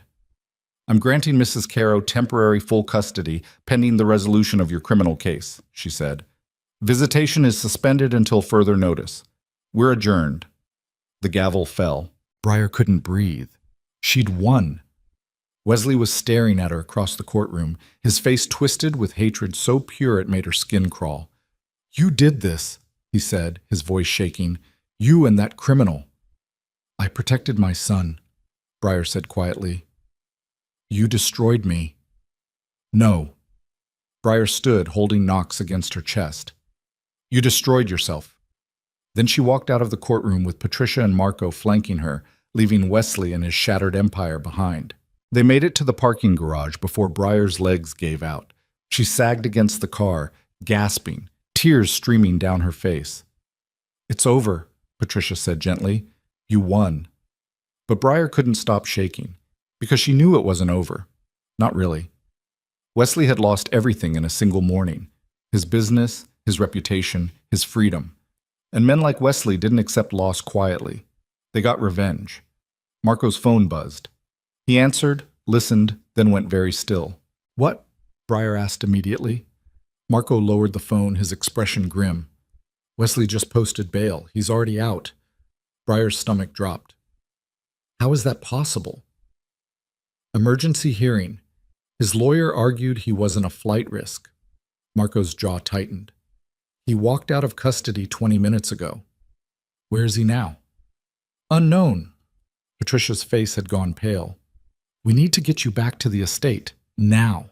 They climbed into the car. Marco drove fast, running red lights, his hand hovering near his jacket, where Briar knew he kept a gun. Her phone buzzed. Unknown number. She answered without thinking. "Hello?" "Did you really think I'd let you take my son?" Wesley's voice was cold, controlled. "Did you really think destroying my life would make you safe?" Briar's hand started shaking. "Wesley." "I know where you are, Briar. I know who's protecting you, and I know exactly how to make this stop. If you come near Knox—" "I don't need to come near Knox." Wesley's laugh was hollow. "I just need to take away the one thing keeping you safe." The line went dead. Briar looked at Marco. "Call Dante. Now." Marco was already dialing. It rang once, twice. No answer. Briar's chest tightened. They pulled through the gates of the estate and screeched to a stop in front of the house. The front door was open. Marco had his gun out before the car fully stopped. "Stay here." "No!" But Marco was already moving, disappearing into the house with 2 other security guards following. Patricia grabbed Briar's arm. "Wait for the all clear." Briar couldn't breathe, couldn't think, couldn't do anything except sit in the car holding Knox while her entire world collapsed around her. Marco reappeared in the doorway. His face was ashen. "He's gone," Marco said hoarsely. "Who's gone?" "Dante." Marco's voice cracked. "Wesley's people took him." And that was when Briar realized the horrible, terrifying truth. Wesley hadn't come for Knox. He'd come for the one person who could actually stop him. And now Dante Moretti, the man who'd saved her life, was gone, taken by a monster who had nothing left to lose. The world tilted sideways. Briar stood in the entrance hall holding Knox, her legs barely supporting her weight, while Marco paced like a caged animal and barked orders into his phone. Security personnel flooded the house. Men in dark suits with weapons drawn, checking rooms, securing exits, their movements sharp and military precise. But none of it mattered, because Dante was gone. How did they get past the gates? Marco was shouting at someone. How did they get into the house without triggering a single alarm? A younger guard, pale, sweating, stepped forward. They came in through the service entrance, had the security codes, knew exactly where the cameras were. Who gave them the codes? The guard's silence was answer enough. Someone inside the house had betrayed them. Briar's chest constricted. She couldn't breathe, couldn't process what was happening. Her brain kept replaying Wesley's words on the phone. I just need to take away the one thing keeping you safe. We need to find him, Briar said. Her voice came out hollow, distant. Marco turned to her. We will. When? I don't know. That's not good enough! The words exploded out of her. Knox startled in her arms, beginning to cry. Briar rocked him automatically, her body moving on instinct while her mind spiraled. Wesley has him. Wesley, who just lost everything, who has nothing left to lose. What do you think he's going to do to Dante? Marco's jaw clenched. I'm doing everything I can. It's not enough. Then what do you want me to do? Marco's voice cracked. Dante's been taken by a man with resources, connections, and enough rage to burn down the entire city. I can't just... His phone buzzed. He answered immediately. Talk to me. Briar watched his face go from tense to ashen. When? Marco asked. Where? He listened, then ended the call. What? Briar demanded. Marco's hands were shaking. They found one of our security vehicles abandoned 2 miles from here. Driver's throat was slit, 2 guards missing. The room spun. Patricia appeared from somewhere, her face drawn. We need to call the police. No police, Marco said immediately. Are you insane? This is kidnapping. Federal... The moment cops get involved, Wesley kills Dante. Marco's voice was flat. That's how this works. We handle it ourselves. With what? Patricia gestured around the house. Your boss is gone. Your security is compromised. What exactly is your plan? Marco didn't answer, because he didn't have one. Briar's phone buzzed. Unknown number again. Her hands shook so badly she almost dropped it. She answered. Briar. Wesley's voice was calm, too calm. I assume you've heard by now. If you hurt him, you'll what? Wesley laughed. You have no leverage here, no power, no options. You destroyed my life, and now I'm going to show you what that feels like. This isn't about me. This is about you being a controlling, abusive... This is about you forgetting who you're dealing with. Wesley's voice went cold. I built an empire from nothing. You think some mafia boss with delusions of grandeur could actually destroy me? I'm going to rebuild everything, but first I'm going to make sure you understand the consequences of crossing me. Let Dante go. He's not part of this. He became part of it the moment he decided to protect you. Wesley paused. I'm going to send you an address. You have 2 hours to get there. Come alone. No security. No lawyers. No police. Wesley, if I see anyone except you, Dante Moretti dies. Do you understand? Briar's vision blurred. Yes. Good. And Briar? Bring our son. The line went dead. A text message appeared. An address in an industrial district on the south side of the city. Marco grabbed the phone from her hand. You're not going. Yes, I am. It's a trap. I know. Briar's voice was steady now, cold. But he has Dante.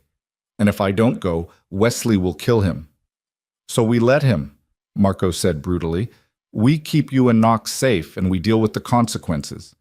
Briar stared at him. You'd let Dante die? I'd let 1,000 people die before I let Wesley get his hands on you and that baby. Marco's expression was stone. That's what Dante would want. You don't know that. Yes, I do. Marco's voice cracked. Because he told me. 3 days ago. He said if it ever came down to choosing between saving him or protecting you, I choose you. Every time. Tears burned Briar's eyes. I can't let Wesley kill him. You don't have a choice. Yes, I do. Briar handed Knox to Mrs. Chen, who'd appeared silently in the doorway. Then she turned to Marco. Give me your gun. What? Your gun. Give it to me. Marco's eyes widened. Absolutely not. You said, I don't have a choice, but I do. I can walk into that warehouse defenseless and hope Wesley shows mercy, or I can walk in armed and ready to fight. Briar's hands were steady now. Give me the gun, Marco. You don't know how to shoot. Then teach me. Fast. Patricia stepped forward. This is insane. You can't seriously be considering... I'm not considering anything. Briar's voice was ice. I'm going to that address. I'm getting Dante back. And if Wesley tries to take Knox, I'm putting a bullet in him. Silence filled the entrance hall. Marco stared at her for a long moment. Then, slowly, he reached into his jacket and pulled out a Glock 19. Safety's here, he said, showing her. Point and squeeze. Don't pull. Don't jerk. Just squeeze steady. Briar took the weapon. It was heavier than she expected. You get 1 magazine, Marco continued. 15 rounds. Make them count. I will. And you don't go alone. Marco's jaw was set.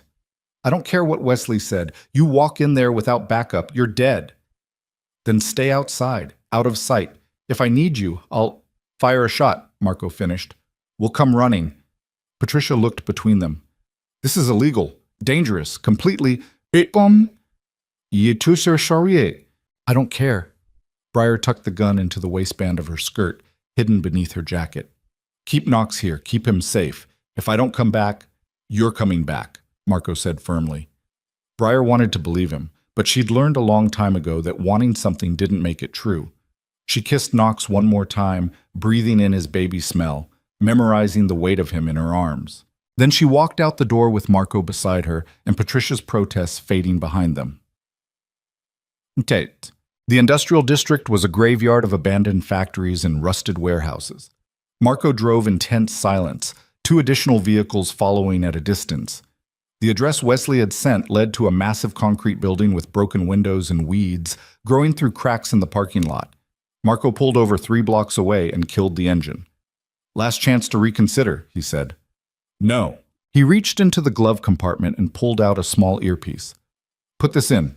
Stay connected. If anything goes wrong, you'll hear it. Marco's hands tightened on the steering wheel. Dante's going to kill me for letting you do this. Only if he survives long enough. Briar checked the gun one more time, making sure the safety was off. How do I look? Terrified. Good. That's what Wesley expects. She opened the car door. Stay close, but not too close. Briar. She looked back. Don't hesitate, Marco said quietly. If you get a clear shot at Wesley, take it. Don't think, don't negotiate, just pull the trigger. Briar nodded. Then she stepped out of the car and started walking.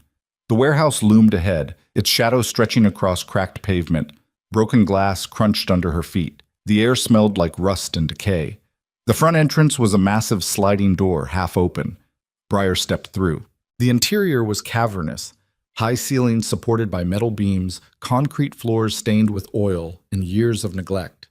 Sunlight filtered through broken windows, creating shafts of dusty light that only made the shadows deeper. Hello? Her voice echoed. No response. She moved deeper into the warehouse, her hand hovering near the gun at her waist. Every instinct screamed at her to run, to get out before the trap closed. But Dante was here somewhere, and she wasn't leaving without him. Briar! She spun around. Wesley stood 30 feet away, perfectly illuminated by a shaft of sunlight. He changed out of his court clothes into dark jeans and a casual shirt. He looked almost normal, almost human, except for his eyes. There was nothing human in his eyes anymore. You came, he said. You knew I would. Of course, Wesley smiled. Because despite everything, you're still the same scared little girl I married. The one who does what she's told. Briar's jaw clenched. Where's Dante? Nearby. Wesley gestured vaguely toward the back of the warehouse. Alive. For now. I want to see him. You will, after we talk. We have nothing to talk about. Don't we? Wesley took a step closer. You destroyed my business, my reputation, my entire life, and you think you can just walk away from that? You destroyed your own life. Briar forced herself to stay still. I just stopped letting you destroy mine. Wesley's smile vanished. You stole my son. I protected our son from you. From me? His voice rose. I gave you everything. A house, money, security. I made you into someone. And this is how you repay me? You beat me, Wesley. You locked me up. You made me afraid to breathe without your permission. I disciplined you when you needed it. Wesley was moving closer now, his movements predatory. You were always so weak, so needy. Someone had to keep you in line. Briar's hand moved toward the gun. Wesley noticed. His eyes narrowed. Did Marco give you that? He asked. Does he really think a weapon makes you dangerous? Stay back. Or what? You'll shoot me? Wesley laughed. You don't have it in you, Briar. You never did. That's why you needed someone like Moretti to fight your battles. I said stay back, but Wesley kept coming. Where's our son? He asked. You were supposed to bring Knox.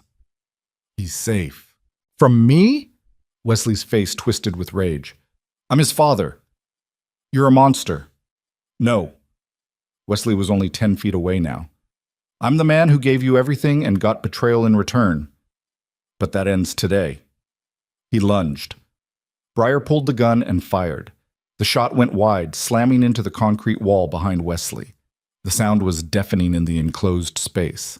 Wesley froze, his eyes wide. Then he smiled. You missed. Next one won't, Briar said. Her hands were shaking so hard she could barely hold the weapon steady. Yes, it will. Wesley's voice was calm. Because you're not a killer, Briar. You're a victim. That's all you'll ever be. Movement behind him. Two men emerged from the shadows, private security, the same ones from the courthouse. They had guns drawn, pointed at Briar. Put it down, Wesley said, or they'll shoot you. Briar's finger tightened on the trigger. I'll shoot you first. No, you won't. Wesley took another step forward. Because if you do, they'll kill you. And then who protects Knox? He was right. She lowered the gun. Wesley crossed the distance between them in 3 strides and ripped the weapon from her hand. Then his fist connected with her face. Briar hit the concrete floor hard, stars exploding across her vision. Blood filled her mouth. Did you really think you could beat me?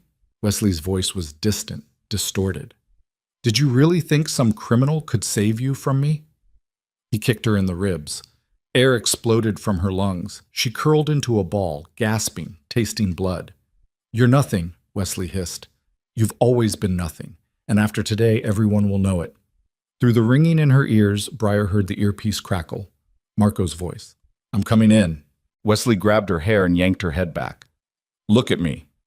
She did. You're going to tell the police that Dante Moretti kidnapped you, Wesley said, that he held you hostage, threatened Knox, and forced you to testify against me.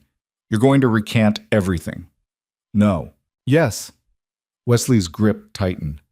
Because if you don't, I'm going to kill Moretti. Then I'm going to kill Marco. Then everyone in that house who helped you, and then I'm going to take Knox and disappear where you'll never find him. Briar's vision blurred with tears and blood. You can't. I can do whatever I want. Wesley released her hair and stood. I still have money. Connections. Ways to disappear that you can't even imagine. So you're going to do exactly what I tell you, starting now. He nodded to one of his guards. The man disappeared into the shadows and returned dragging someone. Dante. Briar's breath stopped. He was barely conscious, his face bruised and bleeding, hands zip-tied behind his back. The guard dumped him on the concrete floor like garbage. Dante, Briar gasped. His eyes flickered open, gray and unfocused. Briar. His voice was hoarse. Run! How touching, Wesley said. He pulled a gun from his waistband, Briar's gun, and pressed it against Dante's head. Last chance, Briar. Agree to recant or I blow his brains across this floor. Briar's entire body was shaking. Don't! Then say it. Say you'll do what I want. She looked at Dante. Blood dripped from a cut above his eye. His breathing was labored, but his eyes, those cold gray eyes, were completely clear now, and he shook his head. Just run once. No, Briar whispered. Wesley's face went red. What? No. Louder now. I won't recant. I won't lie for you. I won't let you control me ever again. Then he dies. Wesley's finger moved to the trigger. So do I, Briar said. You shoot him, your guards shoot me, and then what? You have nobody to recant. No leverage, just 2 bodies and a kidnapping charge. Wesley hesitated. You need me alive, Briar continued. Her voice was steadying. You need me broken and obedient and willing to do whatever you say. But I'm done being that person. You don't have a choice. Yes, I do. Briar pushed herself to her feet, ignoring the pain screaming through her ribs. I choose to fight, even if it kills me. For the first time, uncertainty flickered across Wesley's face. Then the warehouse exploded with gunfire. Marco and his team burst through 3 different entrances simultaneously, weapons drawn.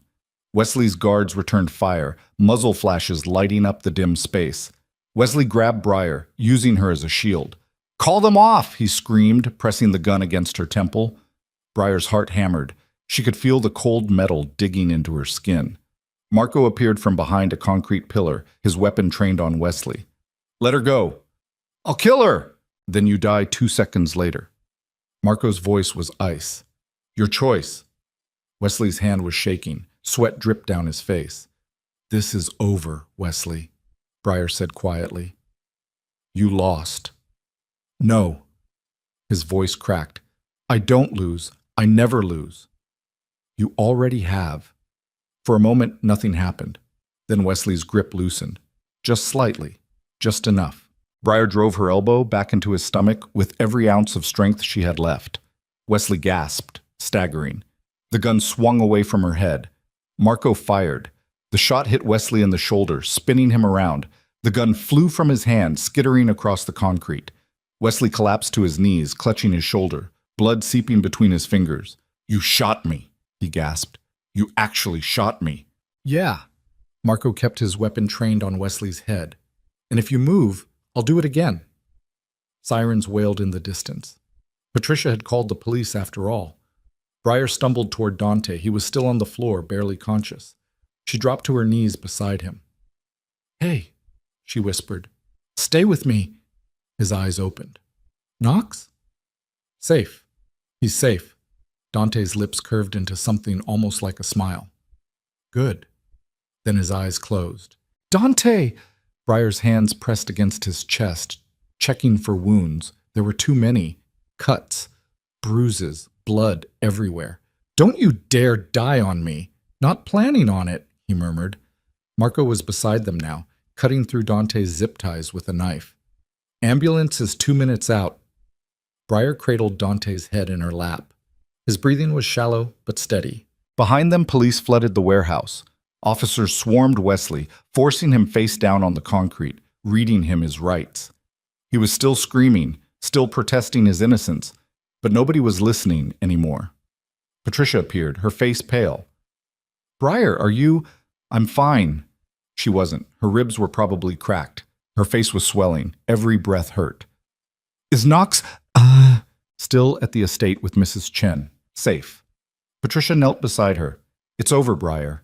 Wesley's going to prison for a very long time. Briar looked down at Dante. Blood matted his hair. His face was a mess of bruises. But he was alive. It's over, she repeated. But even as she said it, she knew that wasn't quite true. Because Wesley was being loaded into a police car, and he was staring at her through the window with eyes full of hatred so pure it made her skin crawl.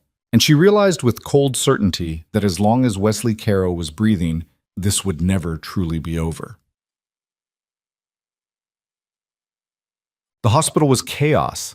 Paramedics rushed Dante into surgery while Briar sat in the emergency room getting x-rays of her ribs. 2 cracked. Nothing life-threatening. Wesley was in a different wing under police guard, being treated for the gunshot wound to his shoulder. Marco paced the waiting room like a caged animal, his phone pressed to his ear. coordinating security and damage control, and 1,000 other things Briar couldn't process. Patricia sat beside her, quietly handling the legal fallout. "The district attorney wants a statement," Patricia said, "about what happened in the warehouse. Wesley tried to kill me, kill Dante, take Knox." Briar's voice was flat. "That's the statement. They'll need more detail than that. Then they can wait." Briar stared at the doors to the surgical wing. "How long has he been in there?" 3 hours. "That's too long. Head trauma takes time." Patricia's voice was gentle. "The doctors said he'll be okay." "They don't know that." "No, but they're doing everything they can." Briar closed her eyes. She was so tired she could barely think. Every part of her body hurt, but she couldn't rest, couldn't relax, because Wesley was still alive, still breathing, still dangerous. A doctor finally emerged from the surgical wing at hour 4, young, exhausted, wearing scrubs stained with blood that made Briar's stomach turn. "Family of Dante Moretti?" Marco was there immediately. "How is he?" "Stable. The surgery went well. We repaired internal bleeding, set a fractured orbital bone, and stitched up various lacerations." The doctor pulled off his surgical cap. "He's lucky. Another hour without treatment and the internal bleeding would have killed him." Briar's legs nearly gave out. Marco caught her arm. "Can we see him?" Marco asked. "He's in recovery. Probably won't wake up for a few more hours." The doctor hesitated. "I should warn you, he's going to look worse before he looks better. The facial trauma alone." "I don't care what he looks like," Briar interrupted. "I just need to see him." The doctor nodded. "Room 412." They found Dante in a private room, hooked up to machines that beeped rhythmically. His face was so swollen and bruised that he was barely recognizable. Bandages covered half his head, but his chest rose and fell steadily. Briar sank into the chair beside the bed. She reached out and took his hand carefully, mindful of the IV line. "You're an idiot," she whispered. "You know that? Getting kidnapped, almost dying, scaring the hell out of me." Dante didn't respond. Briar squeezed his hand. "You're going to be okay. You have to be okay. Because Her voice broke. "Because Knox needs you, and I need you. So don't you dare give up." Marco stood in the doorway, watching silently. "I'll be outside," he said finally, "if you need anything." "Marco." He looked back. "Thank you," Briar said. "For everything." Marco's expression softened slightly. "Dante's family, that makes you family too." Then he left. Briar sat alone with Dante, listening to the machine's beep and the ventilator hiss. Outside the window, dawn was breaking. Golden light spread across the city. They'd survived. Barely. But they'd survived. Now came the hard part, living with what they'd done, and making sure Wesley Caro never hurt anyone again. Briar's phone buzzed. A text from Mrs. Chen. "Knox is fed and sleeping. Take your time." Relief flooded through her. Her son was safe. Dante was alive. Wesley was in custody. It should have felt like victory. Instead, it felt like standing on the edge of a cliff, waiting for the ground to give way.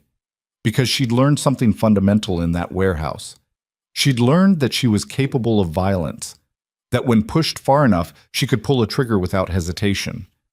That some part of her, the part that had survived years of Wesley's abuse, was harder and colder than she'd ever imagined. And that scared her more than anything Wesley had ever done. Because she didn't recognize the woman who'd walked into that warehouse with a gun. The woman who'd chosen to fight instead of run. The woman who'd been willing to die to save someone else. That woman was a stranger. And Briar wasn't sure she wanted to know her. Dante's hand twitched in hers. His eyes flickered open, just barely, unfocused and glassy with painkillers. "Briar?" His voice was barely a whisper. "I'm here." She leaned closer. "You're okay. You're in the hospital. You're safe." "Knox?" "Safe." "Wesley? In custody. Under guard. Facing federal charges and attempted murder." Briar's throat tightened. "It's over, Dante." His eyes closed again. "Good." Then his breathing evened out, slipping back into unconsciousness. Briar sat back in the chair, still holding his hand, and let herself cry. For everything she'd lost. For everything she'd survived. For the impossible, terrifying truth that she'd fallen in love with a man whose world was built on violence and control and everything she'd been running from, but who'd given her something Wesley never had, a choice, and that choice had saved her life. Now she just had to figure out what to do with it. The sun rose higher, washing the hospital room in golden light, and somewhere across the city, in a prison cell or a hospital bed under police guard, Wesley Caro was planning his next move. Because men like Wesley didn't stop. They adapted, they waited, and they struck when you least expected it. Briar looked at Dante's battered face and made a promise. Whatever came next, whatever Wesley tried, she would be ready because she wasn't a victim anymore. She was a survivor, and survivors fought back. Dante woke 3 days later to find Briar asleep in the chair beside his hospital bed. Her head tilted at an angle that would leave her neck screaming, one hand still holding his. He didn't move, didn't want to wake her, because in sleep, the exhaustion that had carved lines into her face softened slightly. The bruises were fading from purple to yellow-green. The split in her lip was healing, but the shadows under her eyes told him she hadn't been sleeping much. He squeezed her hand gently. Her eyes opened immediately, alert in a way that told him she'd been sleeping light, ready to bolt at the first sign of trouble. "Hey," she whispered. "Hey." His voice came out rough, scraped raw. "How long have I been out?" 3 days, on and off. She sat up straighter, wincing. "How do you feel?" "Like I got beaten half to death." "That's because you did." She reached for the water cup on the bedside table and held the straw to his lips. "The doctor said you're lucky to be alive." Dante drank, then pulled back. "Where's Knox?" "With Mrs. Chen at the estate. Safe. Heavily guarded." Briar set the cup down.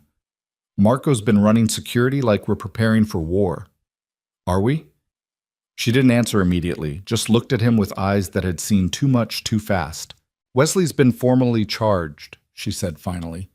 "Attempted murder, kidnapping, assault, plus the federal charges for embezzlement and wire fraud. His bail was revoked. He's being held without possibility of release pending trial." "So it's over." "Is it?" Briar's voice was quiet. "Because he's threatened me twice since being arrested. Through his lawyer, through other inmates. He says the moment he gets out, he's coming for Knox." Dante's jaw tightened. Pain shot through his fractured orbital bone. "He's not getting out." "You don't know that." "Yes, I do." He shifted carefully, every movement sending fresh waves of agony through his ribs. Men like Wesley don't survive in prison. They're too arrogant, too used to control. Someone will handle it. Briar stared at him. "You mean someone will kill him?" "I mean the problem will solve itself." Dante met her gaze. "Does that bother you?" She was quiet for a long moment. "It should. It should bother me that I'm sitting here hoping my husband dies in prison, that I'm relieved at the thought of him being murdered by another inmate." Her voice cracked. "What does that make me?" "Human. It makes me someone I don't recognize." "Good." Dante's voice was firm despite the pain. "Because the woman Wesley married wouldn't have survived what you just went through. She would have broken, given up, handed Knox over and disappeared into whatever hole Wesley dug for her. That woman still exists inside me." "No, she doesn't." Dante reached up with his free hand and touched her face gently, his fingers grazing the fading bruises. "That woman died the night you ran. What's left is someone stronger, someone who can survive anything." Tears slipped down Briar's cheeks. "I don't feel strong." "You pulled a gun on your abuser. You walked into a trap to save someone you barely knew. You chose to fight when every instinct told you to run."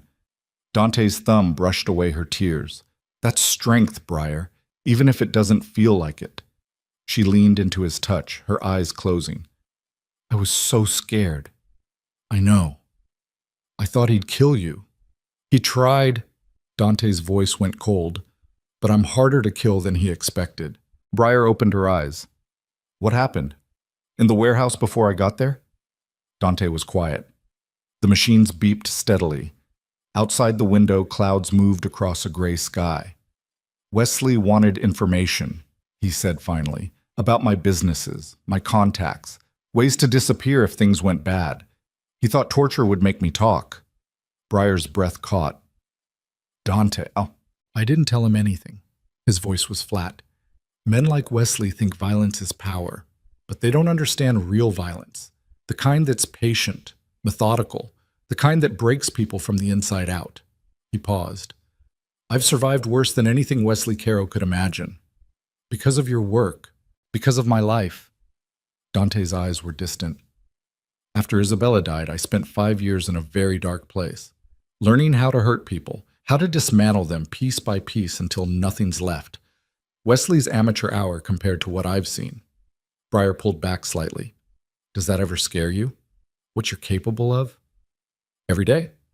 The honesty in his voice surprised her. But it's also what kept me alive long enough to save you, Dante continued. So I can't regret it, even if I wanted to. A soft knock interrupted them. Marco appeared in the doorway, looking exhausted but alert. Boss, he said, we need to talk. Dante gestured him inside. What happened? Wesley's lawyer filed a motion this morning claiming prosecutorial misconduct. Says the federal charges were fabricated to influence the custody case. Marco's expression was grim. He's also claiming that the evidence Vincent compiled was obtained illegally. Was it? Briar asked. Marco and Dante exchanged glances. Define illegally, Marco said finally. Briar's stomach dropped.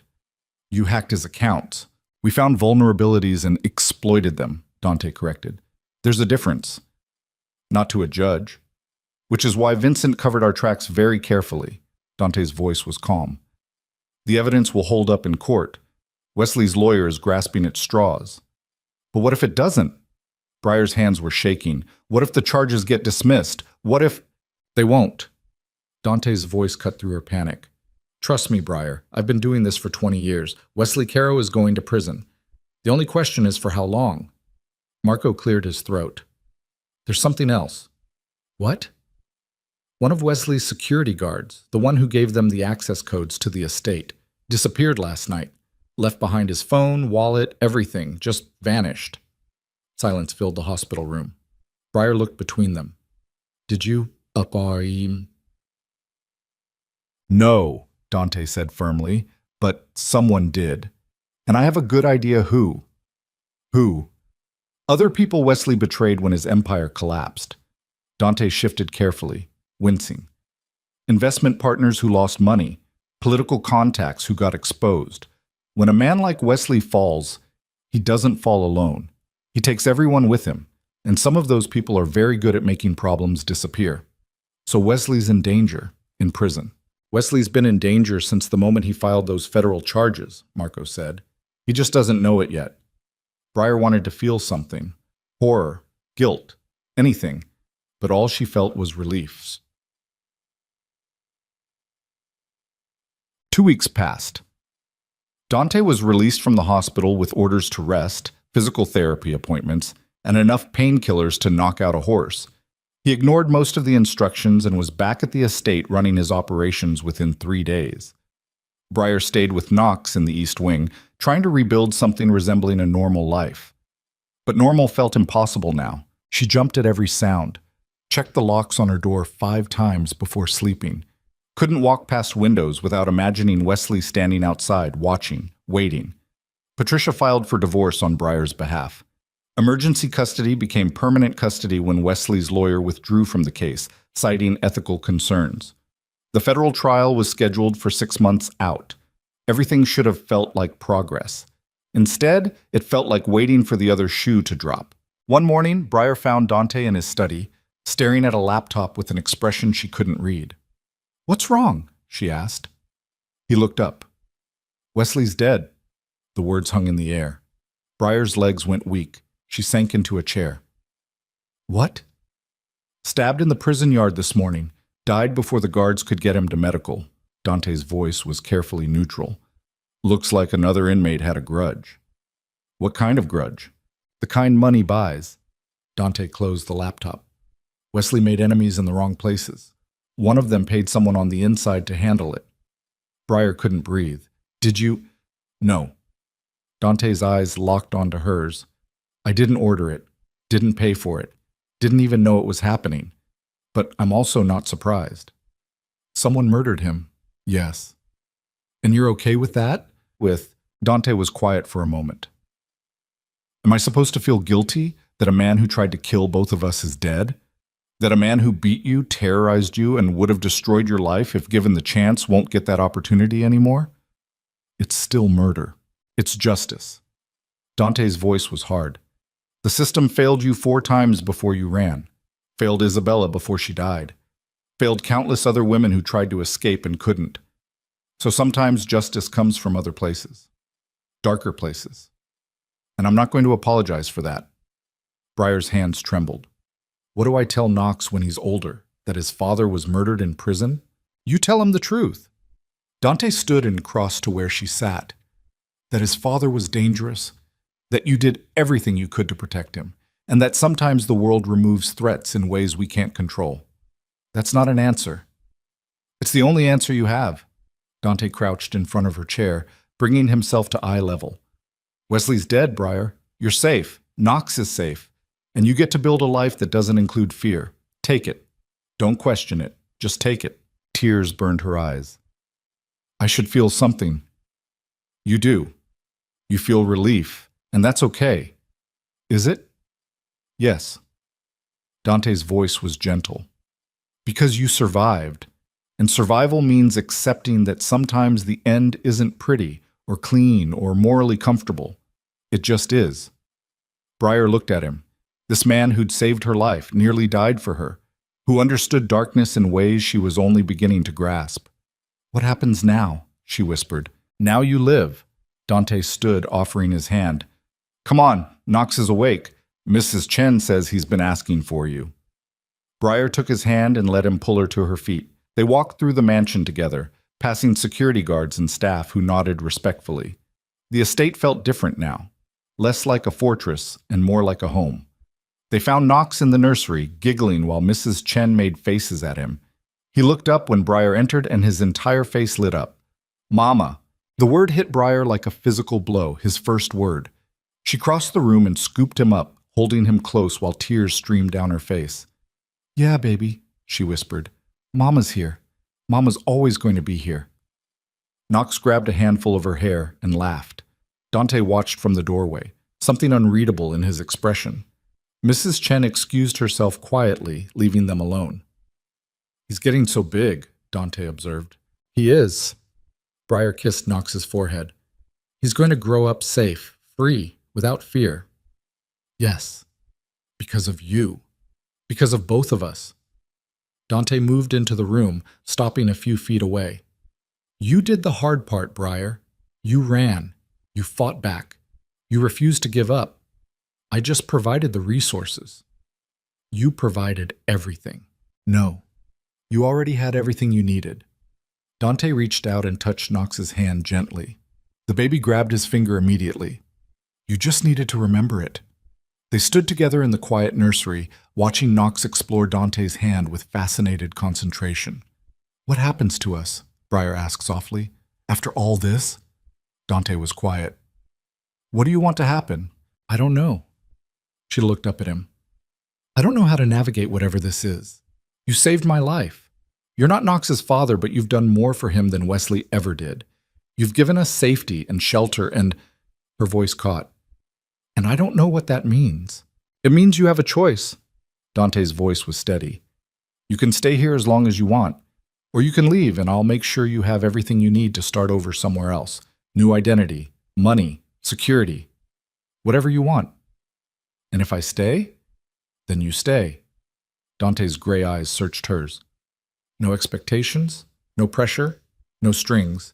You and Knox have a home here for as long as you want it. What about you? What about me? Briar shifted Knox to one hip. You've built your entire life around protecting people like me. Women running from monsters. What happens when we're safe? When the threat's gone? Dante's expression was unreadable. I keep protecting you. Why? Because that's what I do. That's not an answer. It's the only answer I have right now. Dante pulled his hand away from Knox gently. You're asking me to define something that's undefined, Briar. We survived a nightmare together. That creates bonds that don't fit into neat categories. So we just exist in this undefined space? For now. Dante's voice softened. Until you figure out what you want, what you need, what kind of life you're trying to build. Briar looked down at Knox, who was starting to doze against her shoulder. I want him to grow up knowing he's loved, that he's safe, that the world isn't just violence and fear. Then that's what we'll give him. We? Dante met her eyes. I'm not going anywhere, Briar. Not unless you ask me to. The weight of those words settled between them. I'm not asking you to leave, she said quietly. Good. Dante smiled slightly. Because I'm terrible at taking orders. 3 months passed. The federal trial concluded with guilty verdicts on all charges. Wesley's estate was liquidated to pay restitution to investors. His name became synonymous with fraud and corruption in business circles. The divorce was finalized posthumously. Briar legally changed her name back to Vale. Knox's birth certificate was amended to remove Wesley's name entirely. Patricia helped Briar file for full legal custody. There was no one left to contest it. Life settled into something resembling routine. Briar took over managing the estate's shelter program, working with women who arrived with nothing but fear and children who needed safety. She understood their terror in ways Patricia and Mrs. Chen never could. She could look them in the eyes and say truthfully, I survived. So can you. Knox grew, started crawling, developed a personality that was equal parts stubborn and sweet. He adored Mrs. Chen, tolerated Marco, and reached for Dante every time he entered a room. Dante ran his businesses with the same cold efficiency as always, but he was home more now, present in ways that made the estate feel less like a fortress and more like a family. Nobody discussed what that meant. They just lived it. One evening, Briar found Dante in the gardens at sunset, standing by the fountain where she'd first walked 6 months ago. You okay? She asked. He nodded. Just thinking. About? Isabella. He turned to look at her. Today would have been her birthday.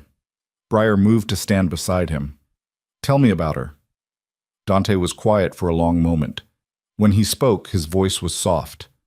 She was fierce, stubborn, refused to back down from anyone. He smiled slightly. She would have liked you. You think? I know. You remind me of her sometimes. The way you fight. The way you refuse to let the world break you. He paused. She didn't get that chance. But you did. And watching you build a life after everything Wesley put you through. His voice trailed off. It helps. Helps what? The guilt. Dante's jaw tightened. For not saving her. For being too late. Briar reached out and took his hand. You saved me instead. That doesn't balance the scales. Maybe not. She squeezed his hand. But it matters. To me. To Knox. To every woman in that house who's alive because of what you built here. Dante looked down at their joined hands. Do you ever regret it? Getting in my car that night? No. Even knowing everything it cost? Briar thought about Wesley, the trial, the violence, the fear that still woke her some nights, heart pounding, checking locks. Especially knowing what it cost, she said. Because the alternative was dying slowly in that house. And this, she gestured toward the estate, toward the life she'd built.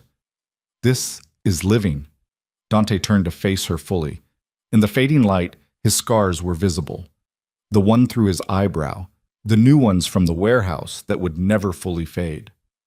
I need to tell you something, he said. Briar's heart skipped. Okay? I didn't plan on caring about you.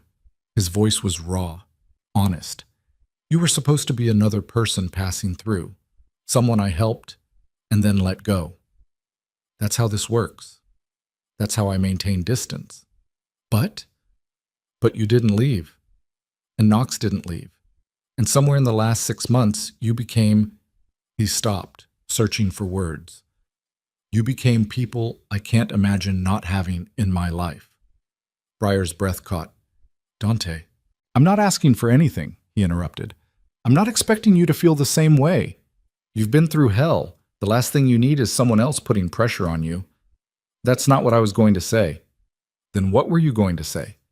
Briar stepped closer, close enough to see the gold flecks in his gray eyes, close enough to feel the warmth radiating from his body. I was going to say that I'm terrified, she whispered, because I spent 5 years with a man who made love feel like a cage. who turned affection into control and intimacy into violence, and the idea of caring about someone again, of being vulnerable with someone again. Her voice cracked. It scares me more than anything Wesley ever did. Dante's expression softened. Then we don't. What? If it scares you, we don't do it. His voice was firm. You set the pace. You decide what you can handle. And if the answer is nothing, if you need me to be just the person who provides safety and nothing more, that's fine. Why would you accept that? Because your healing matters more than my feelings. Dante touched her face gently. I can wait, Briar. However long it takes, or I can wait forever if that's what you need. Tears slipped down her cheeks. That's not fair to you. Life's not fair. We both know that. He brushed away her tears with his thumb. But this, whatever this is, doesn't have to follow anyone's timeline but yours. Briar looked up at him. This man who'd saved her life, who'd nearly died for her, who'd given her safety without demanding anything in return. What if I don't know what I need? She whispered. Then we figure it out together. Dante's voice was soft. One day at a time. No pressure, no expectations, just this. Yeah, just this. Briar leaned into him slowly, giving him time to pull away. He didn't. She rested her head against his chest, feeling his heartbeat steady and strong beneath her ear. Dante's arms came around her carefully, protective without being constricting. They stood together in the gardens as the sun set and the stars emerged. Two people who'd survived monsters learning how to trust something gentle. It wasn't romance, not yet, maybe not ever, but it was real. And after everything, real was enough.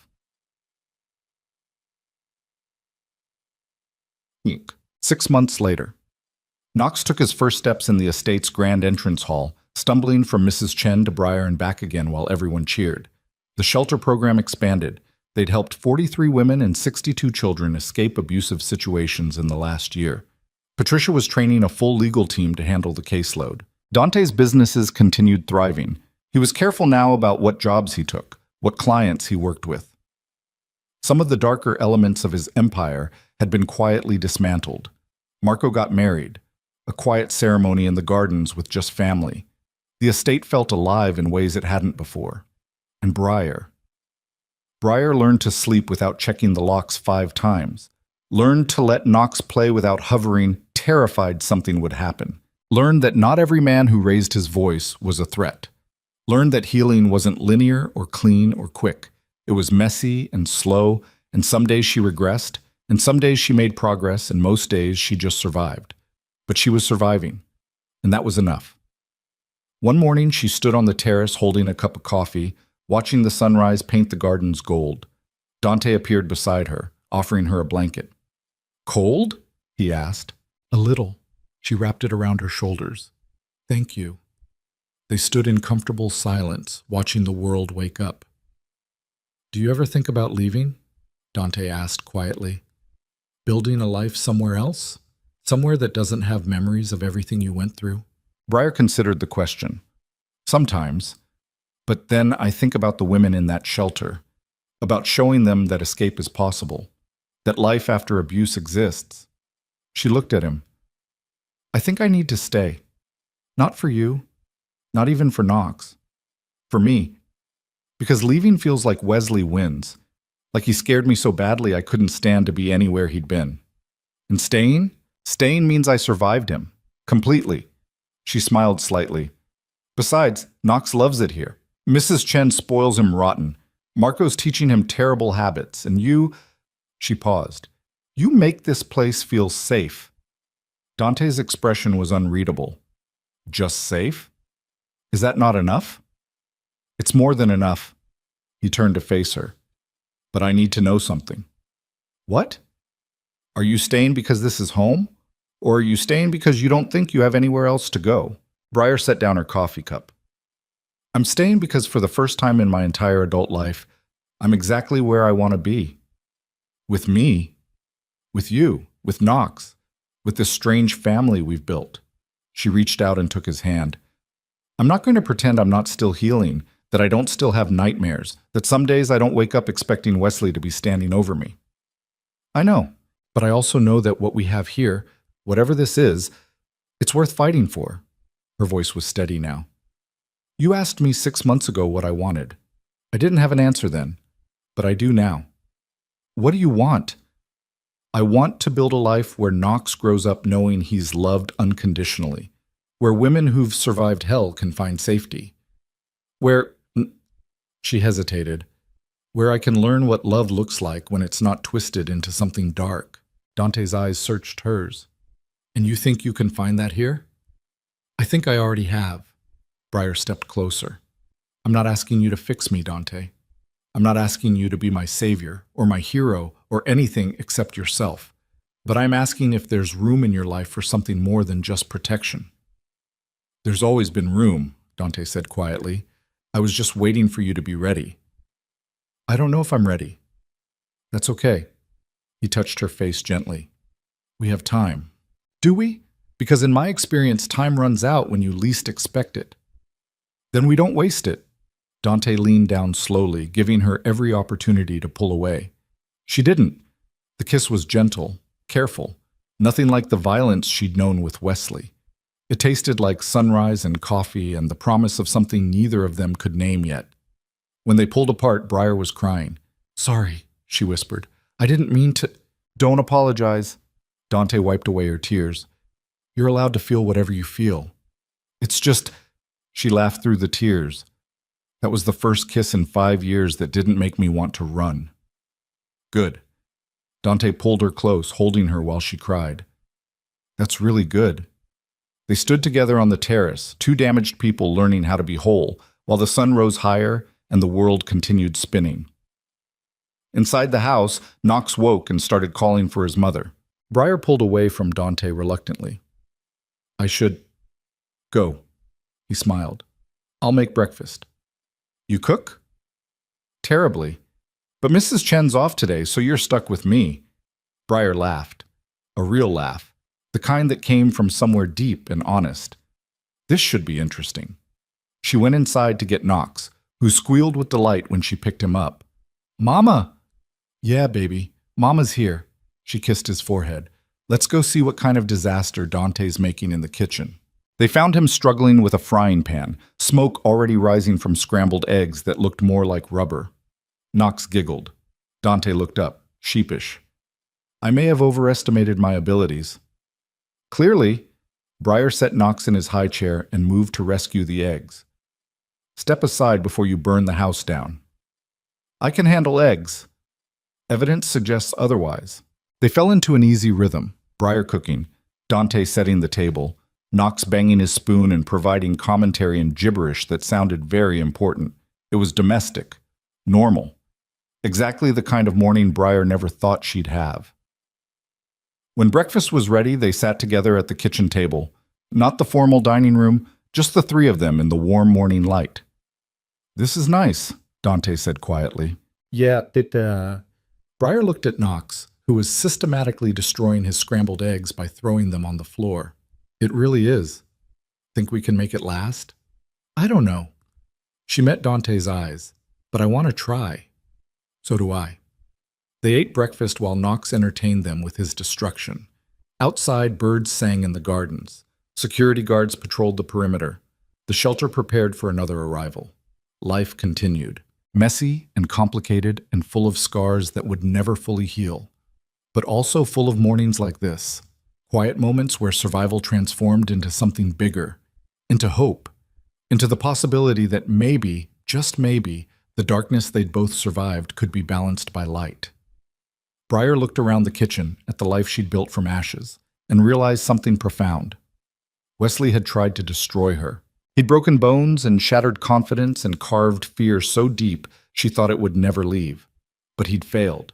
Because she was still here, still fighting, still building, still learning how to live instead of just survive. And that, more than any revenge, more than any justice, was the real victory. She reached across the table and took Dante's hand. He squeezed back, understanding without words. Knox laughed, throwing another handful of eggs.